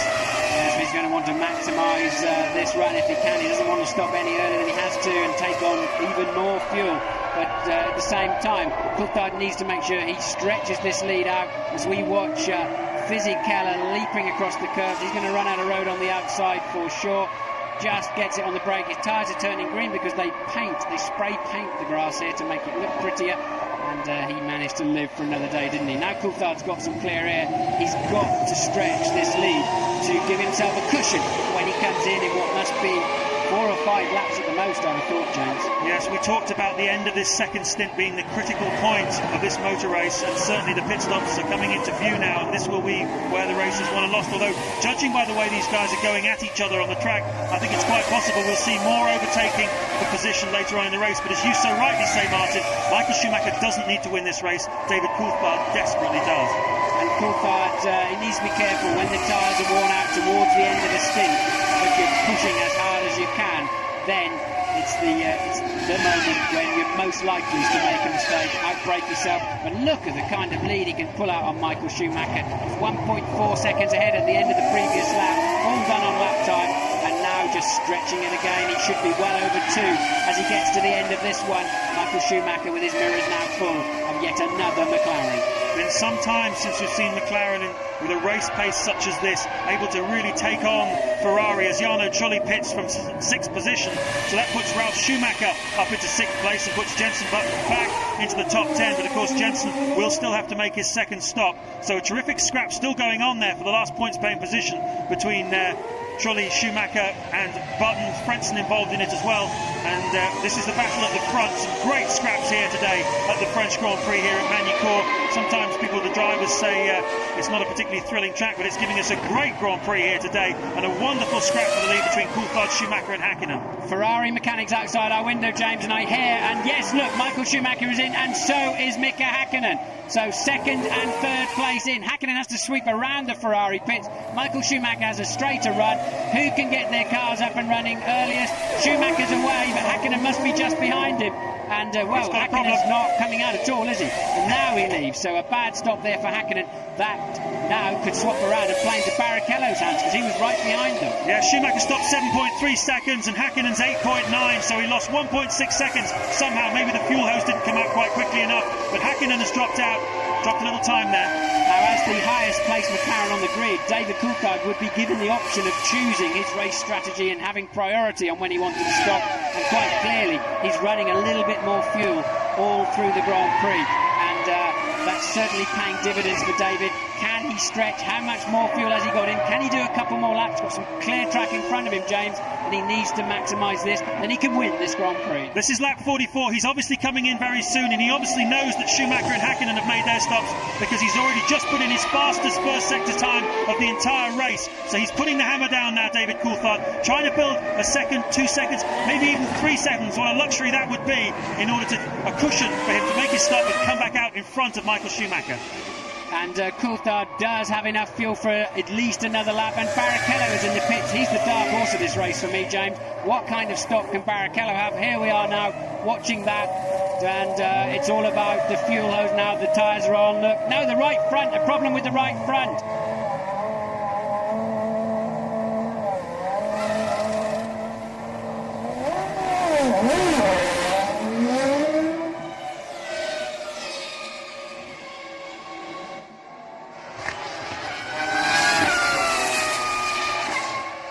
Yes, well, it seems like Ferrari often choose when to make their pit stops better than McLaren, but you have to say they do make more mistakes on those pit stops. So Ferrari having a drama, but McLaren have got to cut the mustard yet on David Coulthard's car. You're on board with Eddie Irvine. In first gear, it says, I would think he was already long in first gear. It looked like quite a long stop. So as Irvine exits the pits, I can tell you that Michael Schumacher last time by was 15.5 seconds behind David Coulthard.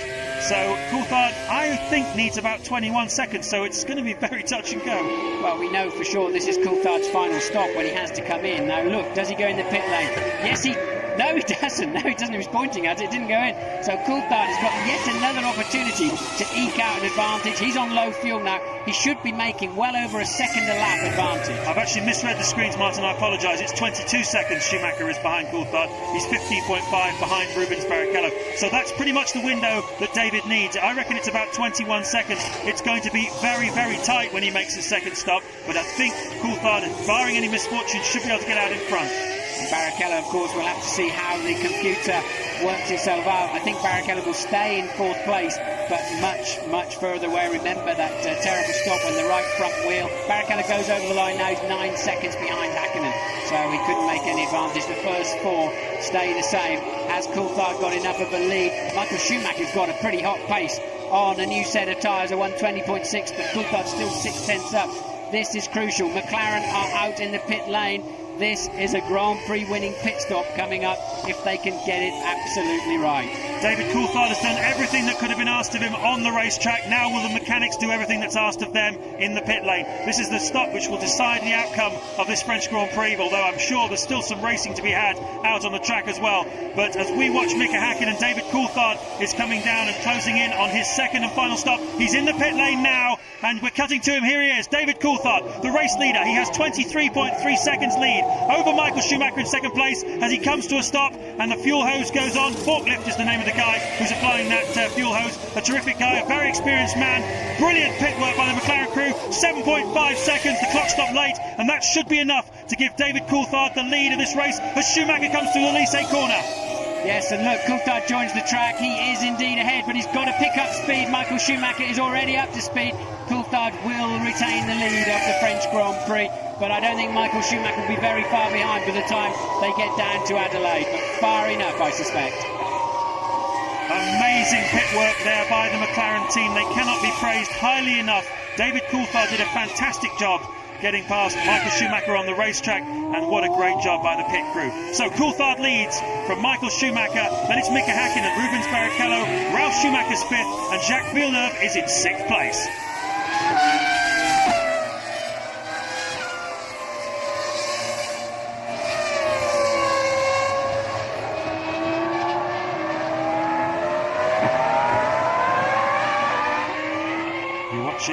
You were watching Michael Schumacher. You're now looking at two Saubers, and you're looking at David Coulthard, the race leader. Already 2 times a winner so far this season, and is this going to be his third Grand Prix victory of the 2000 season? He really does need to close the gap on Michael Schumacher in the championship. It was 22 points going into this race. If he holds his position now, he'll have taken 6.4 points off him, so it'll be down to 18 points with 8 races to go in the championship, and certainly in Coulthard's mind that'll make it more possible, I think. Yes, a key part of Coulthard's day today is how decisive he's been through the back markers. He's been the best man at going for it, taking the decision, making it stick, and that's certainly giving him an advantage as the race unfolds. But interestingly, even though it was his outlap, he was still 0.6 of a second faster than Michael through the second half of that lap, so Coulthard still appears to have a speed advantage.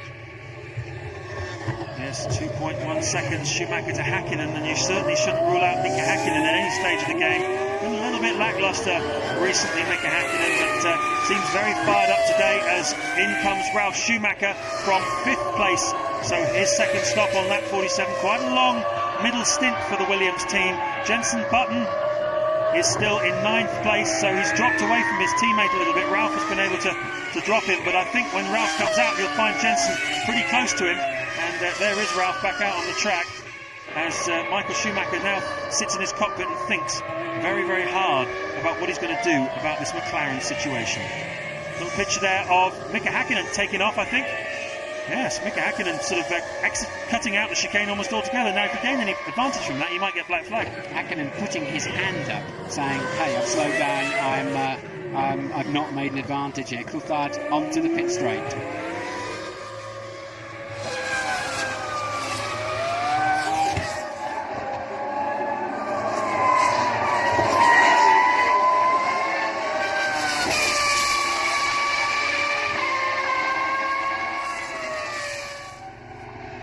Welcome back to the French Grand Prix at Magny Cours. James Allen and Martin Brundle with you. You've missed nothing significant during the break. David Coulthard leads the race, looking for his third Grand Prix victory of the 2000 season, looking to close the gap between himself and Michael Schumacher in the World Championship. It was 22 points when he started this race. It's currently going to be 16 if they finish this way. He needs Mika Häkkinen to get ahead of Schumacher as well to give himself a real fighting chance. The top 10 is Coulthard, Schumacher, Häkkinen is third, fourth is Barrichello, fifth Villeneuve, sixth Jarno Trulli, 7th Frentzen, 8th Ralf Schumacher, 9th Jenson Button and 10th Giancarlo Fisichella. Well, remember, Olivier Panis, the test driver from McLaren, said Coulthard was air testing last week and he left the circuit very, very strong. And I do know that David Kenway said, I've never felt as good, and my car's never felt as good as it has around this track during the test. And every time he's been on the racetrack, he's been the top man this weekend. And remember, he was scampering off into the lead last year when the fuel pump broke. So Coulthard does appear to have good solid pace around here. And at the moment, he just took 1.1 seconds out of Michael Schumacher's lead on a 19.9. So Schumacher still doesn't have any pace, even though he's changed his tyres. We're watching Ralf Schumacher carving his way through back markers. It's been another good performance today from Ralf Schumacher in the Williams. You're on board now with Jean Alesi. Yes, Alesi heading down to the Imola chicane. He's way down in 15th place after he got tagged by his teammate earlier on and had a spin in the Adelaide hairpin. Started 18th in this race, a disastrous weekend for Alesi in particular and Prost in general. And look, he just can't get on the power at all, and it almost seems pedestrian compared to when we're on board with the leaders. So Coulthard enjoying a 5.4 second lead over Michael Schumacher. Schumacher, as you say, Martin, almost a second and a half slower on that last lap. And here's the man you've got to watch out for now, Mika Häkkinen, the world champion, the two-time world champion, who recently has been struggling to find his form. It's been 5 races since he stuck the car on pole position, and well, he's never won the French Grand Prix. It doesn't look like he's going to do it today. He's had 6 consecutive points finishes, and he needs to get ahead of Schumacher now. Häkkinen there at some point has jumped across the chicane at turn 7, which is the Nürburgring chicane. And they'll be looking at that. I don't think he made any advantage. He certainly didn't pass anybody, and I don't think he prevented somebody else from passing him. And as he came out, he put his hand up in the air as much to say, I'm slowing down, I'm definitely slowing down, don't penalise me. So Häkkinen there, as several other cars have done during this Grand Prix, jumping across the chicane, flying through the air, and but I think he might just get away with it. This is the battle for 8th place. Jenson Button is on the move against Heinz-Harald Frentzen. It's been remarkable how few retirements we've had so far today. I think only 5 retirements. Alex Burt's accident was the last one. In fact, most of the retirements today would appear to have been accidents. It's been a very, very low attrition rate. We've still got 16 cars running on the track. So here is Button attacking Frentzen. Needs to put up a good performance today, Jenson Button. And I think he has done, really. I think he's been very solid there in the second half of the top 10, but whenever he's had clear air, he's simply cruised up to the back of the car in front, and I'd say a solid run as the Jordan locks up his right front, but he was already committed to the apex, so no way through for Jenson. There's certainly no way through at turn 1. He's got to be patient here and position his car nicely, make sure he gets to the inside of turn 3 as early as possible. And you see the car's walked out, he's had to get out of the throttle, he's fighting the car all the way through the corner. He was too anxious there. He should have just bided his time and committed his car to the white line on the inside and then had a go down this next thing. Instead, look, he's fallen back. When he was in Formula 3, he had a reputation for being a very aggressive, feisty passer. He was the Michael Schumacher of Formula 3 last year. I saw him race in the Macau Grand Prix, which is a blue ribbon event for the young guys at the end of the season, and he was absolutely electric up there, passing everything on the left and on the right. I asked him when he came into the Formula 1 this year whether he thought he'd be able to do the same thing. He said, I see no reason why not, but I think he's been learning the hard way. And in Formula 1, it's much more difficult to overtake than it is in the junior Formula. You've got this tremendous aerodynamic effect of the car in front. You've got to be super aggressive, as we saw from David Coulthard when he passed Michael Schumacher. It is not easy to pass in Formula 1. After all, if it was easy, we'd all be doing it.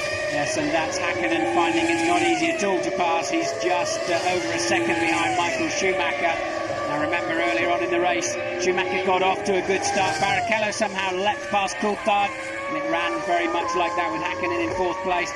Coulthard making a good move at the hairpin on Barrichello for 2nd, catching Schumacher up, having a couple of dust-ups with him, and then taking the lead. McLaren with some fine pit stops Barrichello losing out heavily with a bad pit stop. He's now still 9.5 seconds down on third place Häkkinen that you're looking at now. But Michael Schumacher is still struggling for pace in that Ferrari, losing about a second a lap to the runaway race leader David Coulthard. Yes, Häkkinen seems to be keeping very much nicely in touch with Schumacher. We've got an incident down at the airport. It looks like Alesi having his second spin of the day with one of the two Minardis, which must be Marc Genet. So Alesi and Genet, that was a battle for 15th place. What an ignominious way to go for a man like Jean Alesi with 31 podiums to his name, just to be nerfed by Marc Genet in a Minardi. Yes, but when we were on board with Alesi, remember, he really was just cruising. He looked like he lost total interest in this race, which is why he's fighting with Genet for last place. But Häkkinen still then a little bit closer. As you can see, 20 laps to go. He's got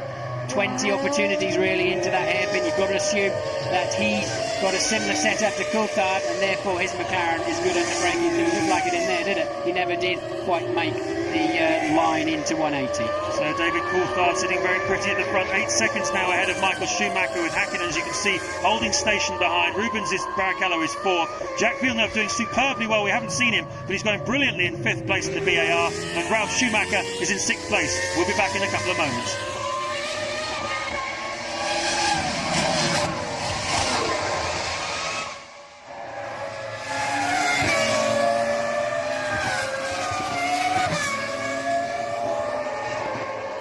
David Coulthard, the 29-year-old from Twineholme in Scotland, went into this race with 2 Grand Prix victories to his credit so far this season. And we look again at a super move down the inside by Ralf Schumacher. Yeah, Schumacher there getting track position, the Jordan yielding relatively easily, then didn't even try and position himself on the way out, did he, to get a good run. So Ralf Schumacher passes Trulli up into 6th place. Coulthard looking very strong indeed after 53 laps, leading Schumacher, with Häkkinen still in 3rd place, Rubens Barrichello 4th. We haven't seen Villeneuve today, Martin, but we have to say something about him. I mean, what a performance. The BAR came here, they were complaining that the car was just absolutely awful in Canada. Qualified quite well, but they just really couldn't make it run. And here he is in 5th place, making really good job of it, keeping Williams is behind him, keeping Jordan's behind him, keeping Benetton's behind him. The problem is Jacques Villeneuve is used to winning races and a World Championship, so he is at the end of the day 53 seconds off the lead, and I guess it will be a bit bittersweet for him. But yes, he has put in a good show. As you say, we virtually have not seen him because he's been out by himself solidly in 5th place. But anytime soon, he could well have Ralf Schumacher giving him a hard time. I think you're right, but I think anytime soon Michael Schumacher's going to have Mika Häkkinen giving him a hard time. That gap now is down to just 0.8 seconds. I know it's less than the time it takes to say it, but you can just see the gap here now, and Häkkinen has got to do what Coulthard did about 15 or 20 laps ago, put a monster move on Michael Schumacher. Yes, well, it's different deal now for Michael. Now David Coulthard is leading the race, and he does not need to trip over Häkkinen. Now he can't afford to lose those 6 points.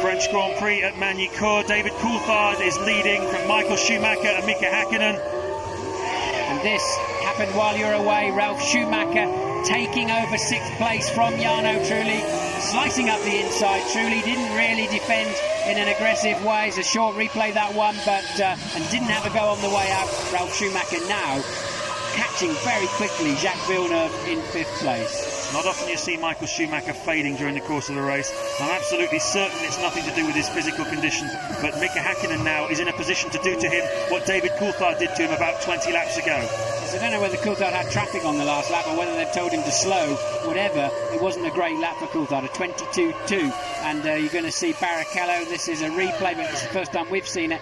Barrichello in the last chicane, taking the easy way out, and no damage there to the front wing. Häkkinen now attacking, but not close enough to Michael Schumacher. I wonder why Coulthard had had a slow lap the time before. Sometimes they say to you, cool it, you're pulling away, you're 8 seconds in the lead, and you back off what you think's a little bit. Next time around, you've lost 1.5 seconds. Now let's talk about team tactics, Martin. At the Japanese Grand Prix last year, Michael Schumacher needed to win the race for Eddie Irvine to win the World Championship. He didn't do it. Right now, Mika Häkkinen needs to get ahead of Michael Schumacher to have a chance himself for World Championship. But more importantly, if he does that, he really hands the initiative to David Coulthard. His lead will be 14 points over Michael Schumacher, and then I think we're going to get into some team tactics situations. We'll talk about that in a moment. We've got a replay right here of one of the Saubers going straight on, and it was Pedro Diniz, in fact. What about these team tactics, though, Martin? I mean, Häkkinen, is he going to be told? No, I think he'll be left to work that one out for himself. He's got to get past that Ferrari. Certainly, Coulthard gave Häkkinen a big dollop of helping to his 98 World Championship, particularly.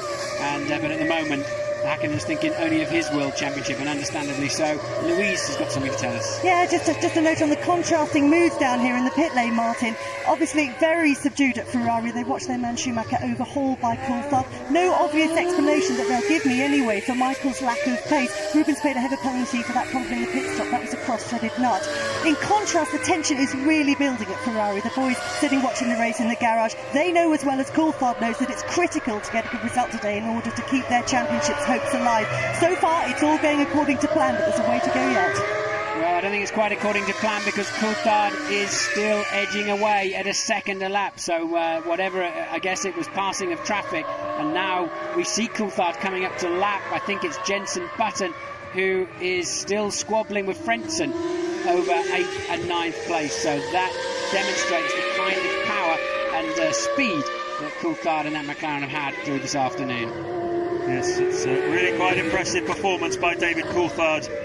He said no more Mr. Nice Guy when he came into the 2000 season, and well, certainly some cynics scoffed and said you can't reinvent yourself over the course of a winter, as Häkkinen closes right up now onto Michael Schumacher. We've got two slower cars in front, and Häkkinen gets good grip out of the Lycée. Schumacher, look at him, he's looking in the mirrors more than he's looking forwards. Yes, Schumacher there ducking around the back markers, but Schumacher is on the defensive, isn't he? He's had to drive all over the road this afternoon and to constantly defend his position. He has no grip. You can see him just almost at all times on the track. His grip has faded away. The Ferrari clearly used its tyres in a harder way than the McLaren, and in the second half of each stint, Michael Schumacher has been struggling, and he lost 1.9 seconds on the last lap to leader David Coulthard as they've been negotiating through the back markers. And as I said, I think a key element of Coulthard's race so far is he's been very decisive through the back markers, and it's given him the opportunities then later on to make the moves when they were available to him. A tear-off strip comes off from Mika Häkkinen's visor, and he's focusing his efforts on the back of Michael Schumacher's car. They put these plastic strips on their visors so the oil gets collected on it. They can rip it off and get a clear field of vision. We've got 15 laps to go in which Mika Häkkinen has to try to get past Michael Schumacher, and well, once we get that underway, we'll also start answering all sorts of questions about team orders beyond here. Do McLaren put all their eggs in the Coulthard basket after this? Do they make him the point man to go after the World Championship? Is Mika Häkkinen going to be passing Michael Schumacher in vain in terms of his own championship aspirations? All these questions will no doubt come out at the end of this race, as David Coulthard goes serenely on, 10.3 seconds clear of Michael Schumacher, with Häkkinen right in his trail. Yes, I was listening to the engine note of the cars as you were explaining that, James, and Michael Schumacher can barely touch the throttle until he builds up some speed and some downforce, and he is clearly lacking some mechanical grip. But I don't know, somehow or other, Häkkinen never seems to be the one having a go, but he's got to have a go this afternoon. He was strong, and Michael Schumacher makes a mistake. He's locked his rear wheels, under braking into the hairpin. He's been slow there all day, and Michael Schumacher, that's unusual, makes a mistake, and it was so easy for Häkkinen in the end. Well, sheer joy, as you can see in the McLaren garage. They're certainly keeping their enthusiasm under control. I think they've probably got absolutely everything crossed. They desperately need a 1-2, as we said, going into this race, and right now they've got one. Absolutely extraordinary mistake by Michael Schumacher, who has got a problem of some sort. He's slowing right down. You can see at the back of your picture there. We don't know what it is. It's probably something to do with the engine or the transmission, because it certainly isn't the brake issue, obviously. Bad news for Ferrari, good news for this year's World Championship. Michael Schumacher is slowing. Now we've got blue smoke, so he is out of the race, of course, just on time as well, as he's taking the shortcut. And what are you doing, Michael? He's going to have to get off the road. He's trying to stay off the racing line. He's trying to recover to the pit, and that's smart thinking from Michael. That's very generous of him. And realised he may be dropping oil, took to the grass, and Michael Schumacher retires from the 2000 French Grand Prix. Which blows the World Championship wide open going into this race. Michael Schumacher had 56 points to David Coulthard's 34. If they stay like this, it'll be 56 to 44. Just 12 points in it between the two of them. And then surely, Martin, we're going to start seeing some team orders from McLaren. Yes, well, we'll have to wait and see, but Coulthard now with a 12.4 second lead, and look, Michael and Hakkinen having a look.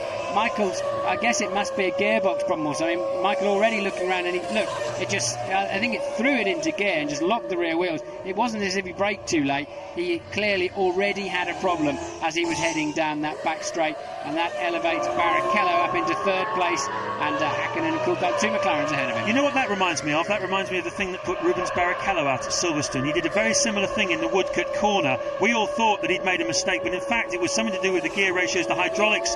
They had a problem with that car. It's the second time for Rubens, and it looks like it could be the same problem for Michael today. As he walks back, he's got a fairly firm look on his face, but, 10 points again gone today. Well, not 10 points, sorry, 6 points gone today. 10 points lost in Monaco. These lost points are starting to notch up for Michael Schumacher. He's had such an incredible run of reliability, though. I don't think he can complain too much. But remember, Coulthard's car could barely make it onto the track through Friday and Saturday morning. So he's still got another 12 laps to do, including this one. David Coulthard leading by 12.9 seconds from teammate Mika Hakkinen. Rubens Barrichello a further 8.4 seconds behind. Villeneuve having a quiet day, but a good day in fifth. Ralf Schumacher still can't quite catch him. And there you saw the back end of Michael's car stepping out of line, and he is already struggling in this race. And it was oh so easy for Mika Hakkinen to take over that second place. And as we watch them head off, look, Michael not defending at all, just struggling through the corner. We're going to take a quick break.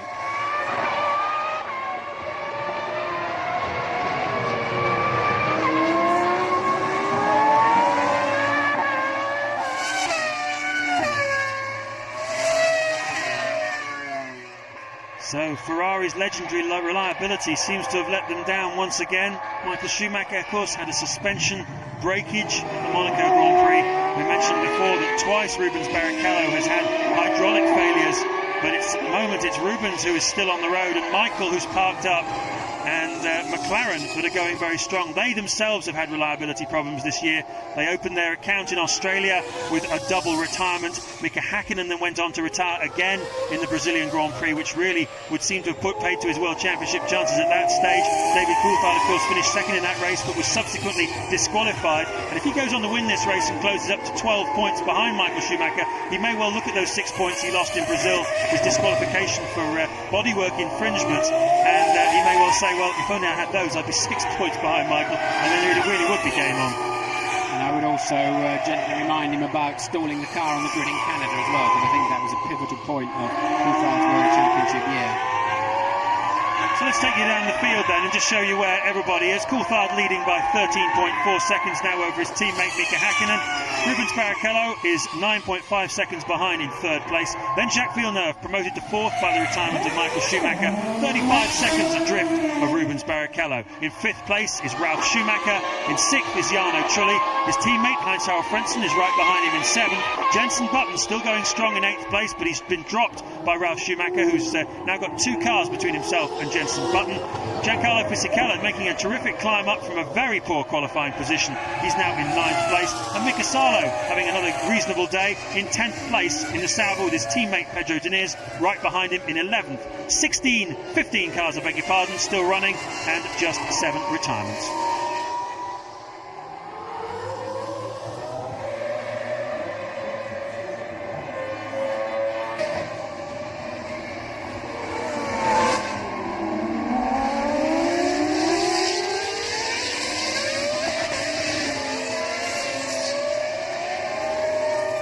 Back live at the French Grand Prix, and you are watching Heinz-Harald Frentzen, and he has got the attentions of Jenson Button to consider now. This is a battle for 7th place, and you can see that Button is being very aggressive as we enter the closing stages of this race now. This is lap 63 of this 72-lap race. Coulthard leading from Häkkinen, Barrichello third, Villeneuve promoted to fourth by the retirement of Michael Schumacher.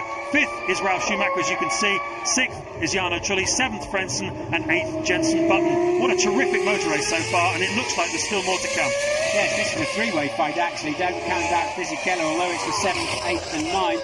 That's the kind of frantic action there is. You never know. Just in the closing stages, there's still a chance you can pick up a World Championship point or two.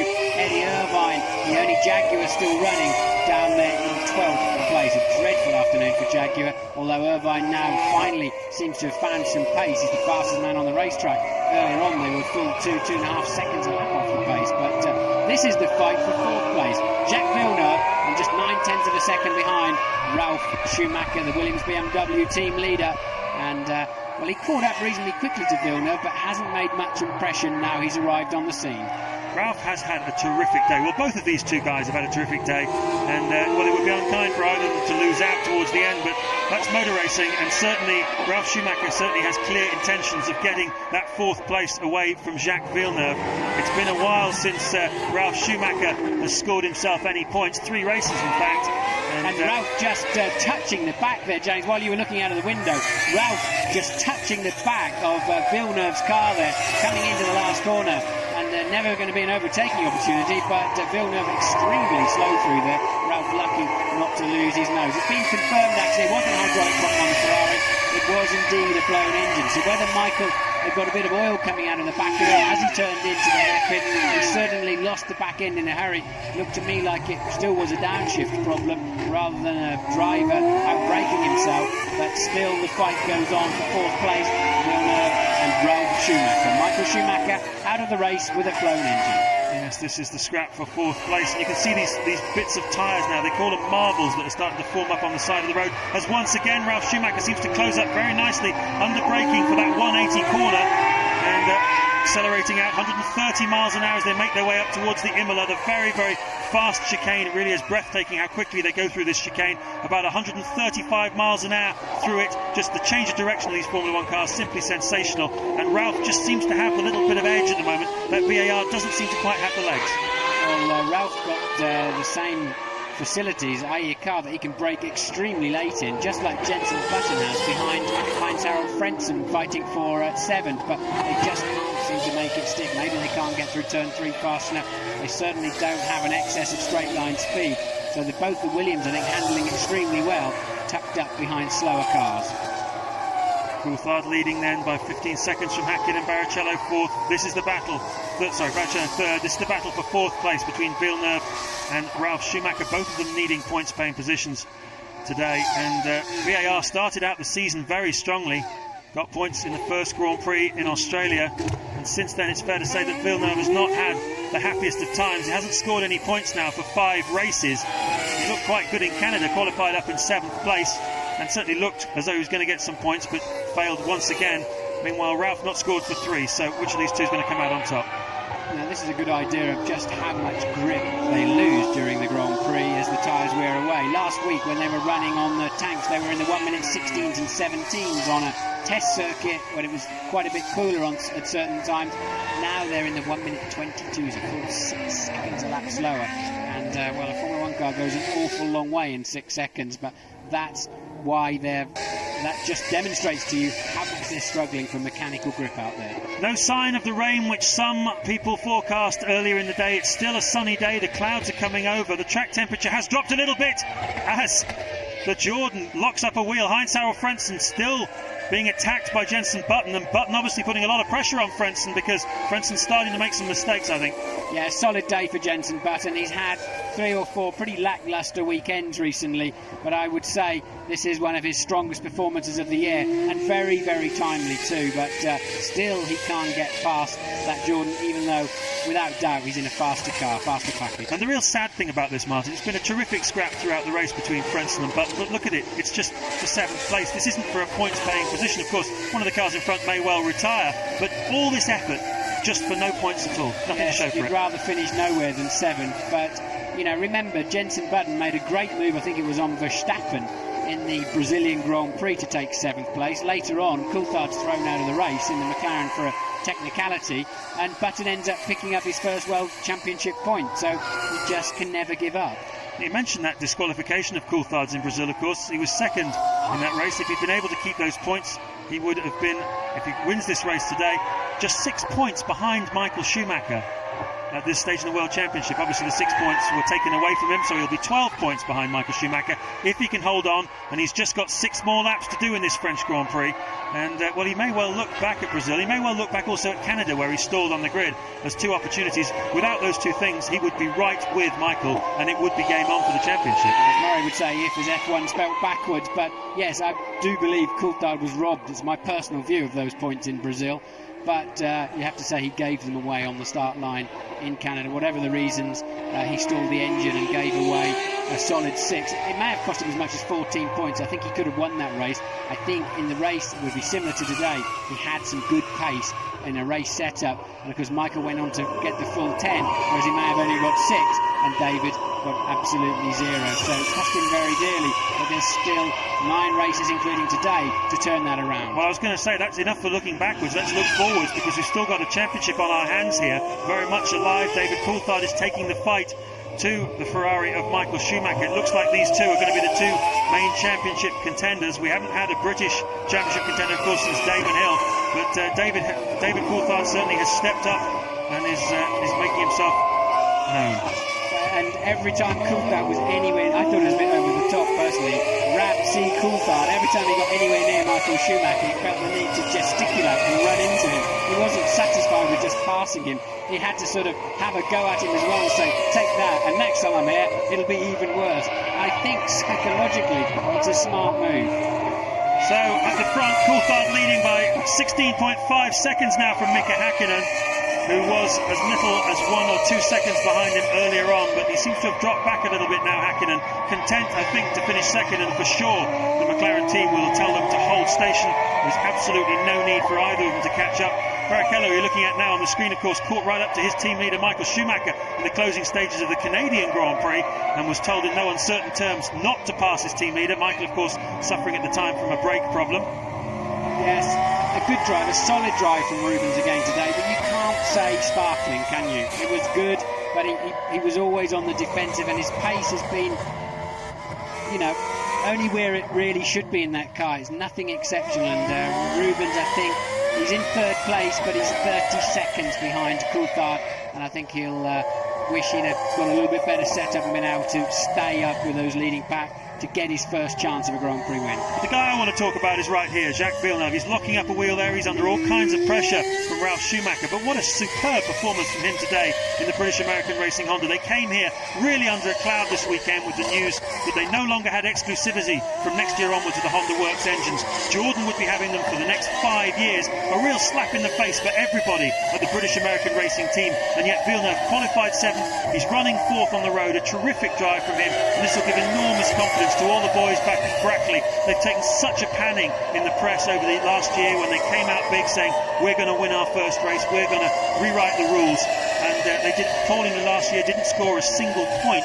And now this year they started well in Australia, faded a little bit recently, and now Villeneuve is on his way to 4th place and 3 very well-earned championship points, as long as he doesn't lock up his tyres too much and let Ralf Schumacher in. Yes, I think BAR will be looking inwards and not outwards. They're also saying, of course, Honda are helping them with the chassis, and I think they're still on the ascendancy as a team. So I don't think they'll be too worried about the Jordan news in that respect. They've got to sort a few things out in-house first. But, you know, once again, Villeneuve was a reasonable player in Canada, to say the least. And until they got wrong-footed on a tyre choice.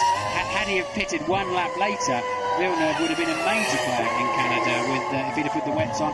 Louise, what can you tell us? That tension I was talking about at McLaren earlier on, believe me, it's all gone. They're laughing, they're smiling. In fact, they've asked me to tell you, James, would you like to stay up there in the commentary position, because they like the results that they get when I'm down in the garage a lot better. I won't even begin to answer that question, Louise. We've got 3 laps to go at the end of this French Grand Prix, and I think the main question now is, can Villeneuve keep away Ralf Schumacher? Eddie Irvine just flashing in the pits for his 4th stop of the afternoon, down there in 11th place. A dismal weekend for Jaguar, unfortunately. So Irvine, yet more problems. We don't know what they are. We haven't cut to him, and there you see him just departing So 4 stops for him. Johnny Herbert out of the race somewhat earlier.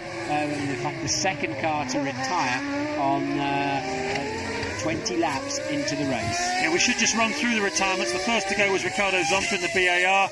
We saw him going off the track on his own. Johnny Herbert, we saw being wheeled into the pit lane. Jos Verstappen, his car stopped at the end of the pit lane. Mazzacani made a mistake, Wirtz made a mistake, De La Rosa, we don't know what happened to him, but he went out on lap 25, and Michael Schumacher, of course, the engine blew. So 15 cars still running, and it's been a very low attrition rate afternoon.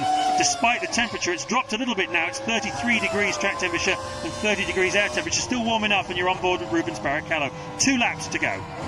Listen, he's even downshifting in the middle of the corner. He's got no grip. He's really struggling. I mean, you're normally on the bow there. Rubens without having to make another downshift. He had so little grip. And Hakkinen now some 15 seconds down the road from third place man Barrichello, and approximately 15 seconds behind his teammate Coulthard. And Coulthard has had the legs on Hakkinen all through the practices, qualifying and through the race. So it doesn't come as any surprise around here today. Coulthard certainly does appear to have his car hooked up nicely. He's had the legs on Hakkinen for the last 3 races, I think it's fair to say. I mean, Coulthard really has had the bit between his teeth. That superb victory in Monaco. Of course, looking back a little further, the victory as well in the British Grand Prix for David Coulthard. And well, Coulthard moves into the final lap, and there's 2 critical things today. Coulthard will, if he wins this race at the end of this lap, he's beaten Michael Schumacher in a straight fight. And then, to add as a major bonus, Schumacher has dropped out of the race. So stunning day for Coulthard, dreamy ticket, and also then Hakkinen following him up in second place. He's not just beaten Michael Schumacher though, Martin, he's also beaten Mika Hakkinen, his teammate, which is something that a lot of people last season said would not happen. But David Coulthard reinvented himself over the winter. And I remember he was talking earlier in the season and saying, you know, I'm not such a nice guy. I want to win races. After the British Grand Prix, he said it. I want to pass people. I want to be aggressive. As Eddie Irvine tries to be a hero, a little bit of showboating on the last lap, knowing that the cameras are following David Coulthard. Absolutely no point in him trying to get past him. Well, David, of course, cruising to the finish line. Eddie on a fresh set of tyres, enjoying himself. But don't run into the back of Coulthard. Eddie, you will not be Mr. Popular in the UK on that one. But David now just a few corners from home. Yes, David Coulthard in the final sector of the final lap of the 2000 French Grand Prix. He's heading for his 3rd Grand Prix victory of the season, a victory which will take him to within 12 points of Michael Schumacher in the World Championship. David Coulthard wins the French Grand Prix for McLaren, a 1-2 that they so badly needed from Mika Hakkinen, who now comes down some 14.7 seconds behind him. A superb day for the boys from Woking, and the guys in grey, Mercedes-Benz too, a superb job from all of them. Ferrari go away to lick their wounds. Michael Schumacher goes away with no points. Rubens Barrichello will go away with 4 points. A terrific race right the way through the field as Rubens comes through to finish the lap. A great performance by Villeneuve, a great performance by Ralf Schumacher. Frentzen, Trulli, Button have all been huge today, but the hugest of all has been David Coulthard. Yes, Coulthard there, he doesn't show too much emotion, but for him, he was shaking his fist and going crazy as he passed his management and mechanics on the start-finish line there. And Villeneuve now looking like he's got a bit of space.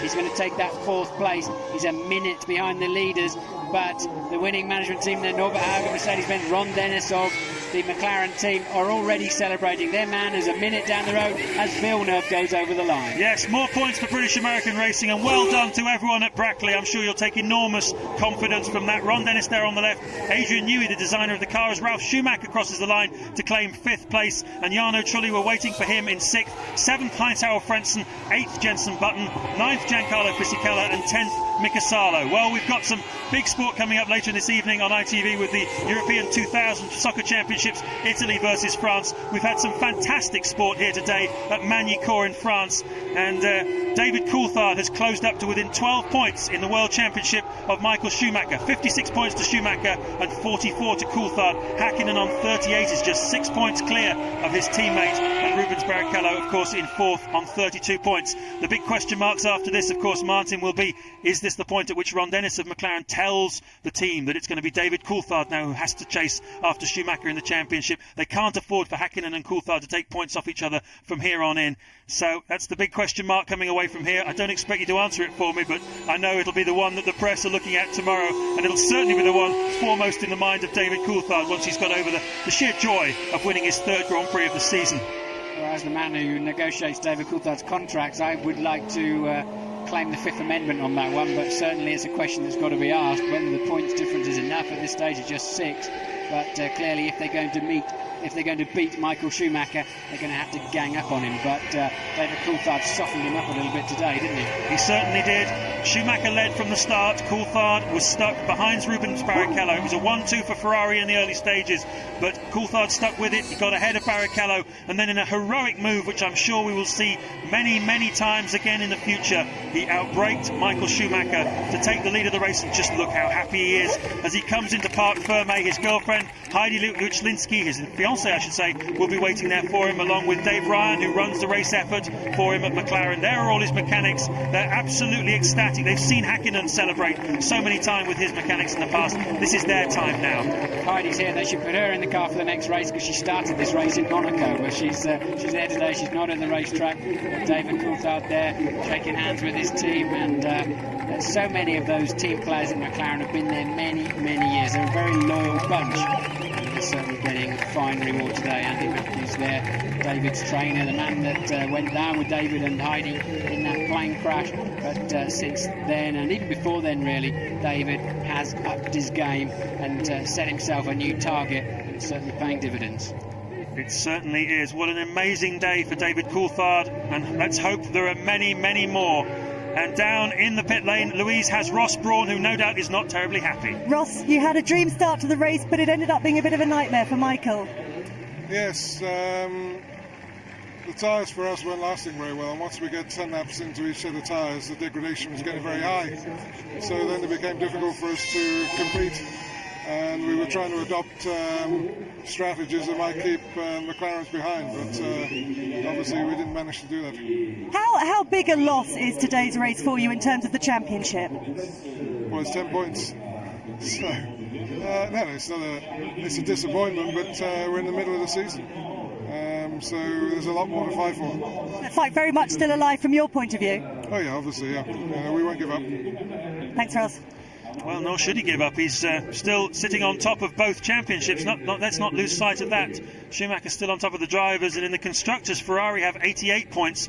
McLaren have really closed the gap though today with this 1-2. They're 82 points in the constructors. Benetton still holding on to third place, Williams in fourth, and Jordan in fifth. And a good day really from all of these teams. It really has been a superb French Grand Prix. Really, really enjoyed it. Terrific racing on the track. Fantastic pit work by the pit crews. Great driving by all the drivers, but most of all, great driving by this man. 29-year-old David Coulthard from Twineholme in Scotland. I know his parents up there will be watching this race, and I know they'll be feeling a very intense sense of joy at the moment, because their boy is really mounting the beginnings of a championship challenge here, and he's closing the gap on Michael Schumacher. Where will it all end? Well, you can see it all here, of course, on ITV right the way through to the end of the season, and this championship will run and run with no doubt whatsoever.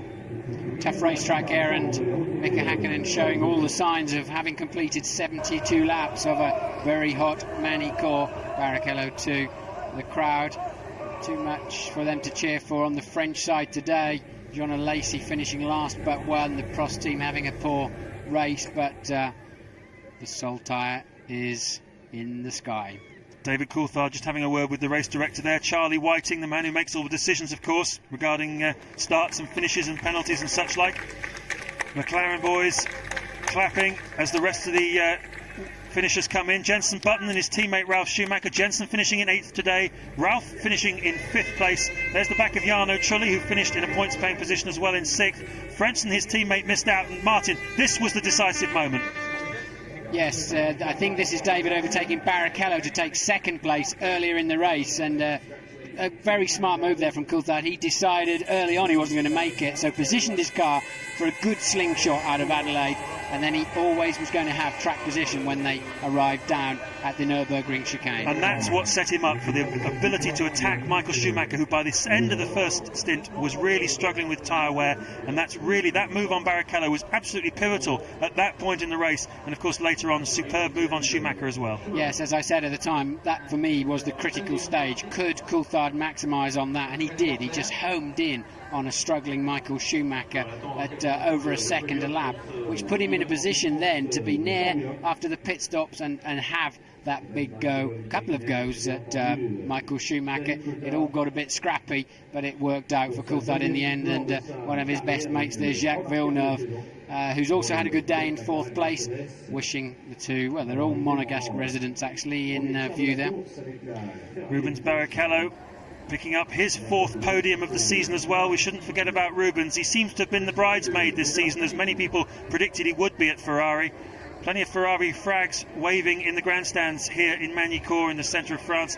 Plenty of Finnish flags as well. Not too many Scottish ones at the moment, but I'm sure they'll be flying high. Here's the start again, and it really was an amazing start. Michael Schumacher cutting right across on David Coulthard, who took a central position. Barrichello going around the outside of him, and it was that shot by Schumacher that really harmed Coulthard and gave Barrichello the initiative. Yeah, the Schumacher chop is getting a bit, as that was Jenson Button, I think, earlier on the road. That's a replay of something we didn't actually see, but Eddie Irvine there outbraking himself into 180, but I don't know where all of these replays are coming from or why particularly, but let's talk about that chop. Look, there, it definitely was two pros running into each other. No question about that. Benetton was an innocent bystander. But let's just talk about that chop. You were saying it's becoming a character of Michael Schumacher's starts, and it's been certainly a talking point.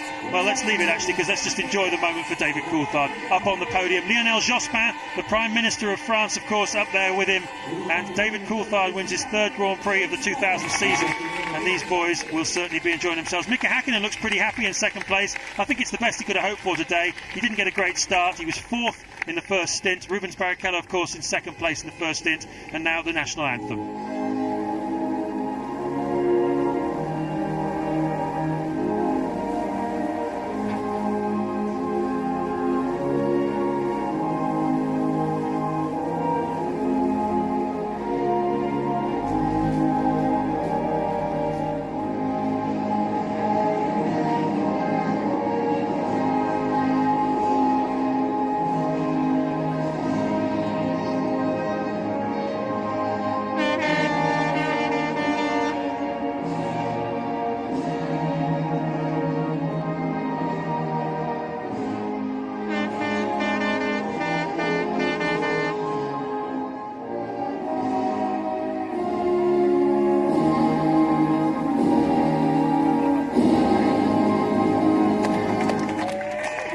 Be very good at soccer, and we may get knocked out of soccer tournaments a bit earlier than we'd all like, but we certainly know how to win motor races. David Coulthard wins the French Grand Prix, and Lionel Jospin presents him with a very attractive glass trophy, and he really deserved that today. The best drive I can remember by David Coulthard in a Formula 1 car, and he certainly had some big days, and certainly most of them have been this year.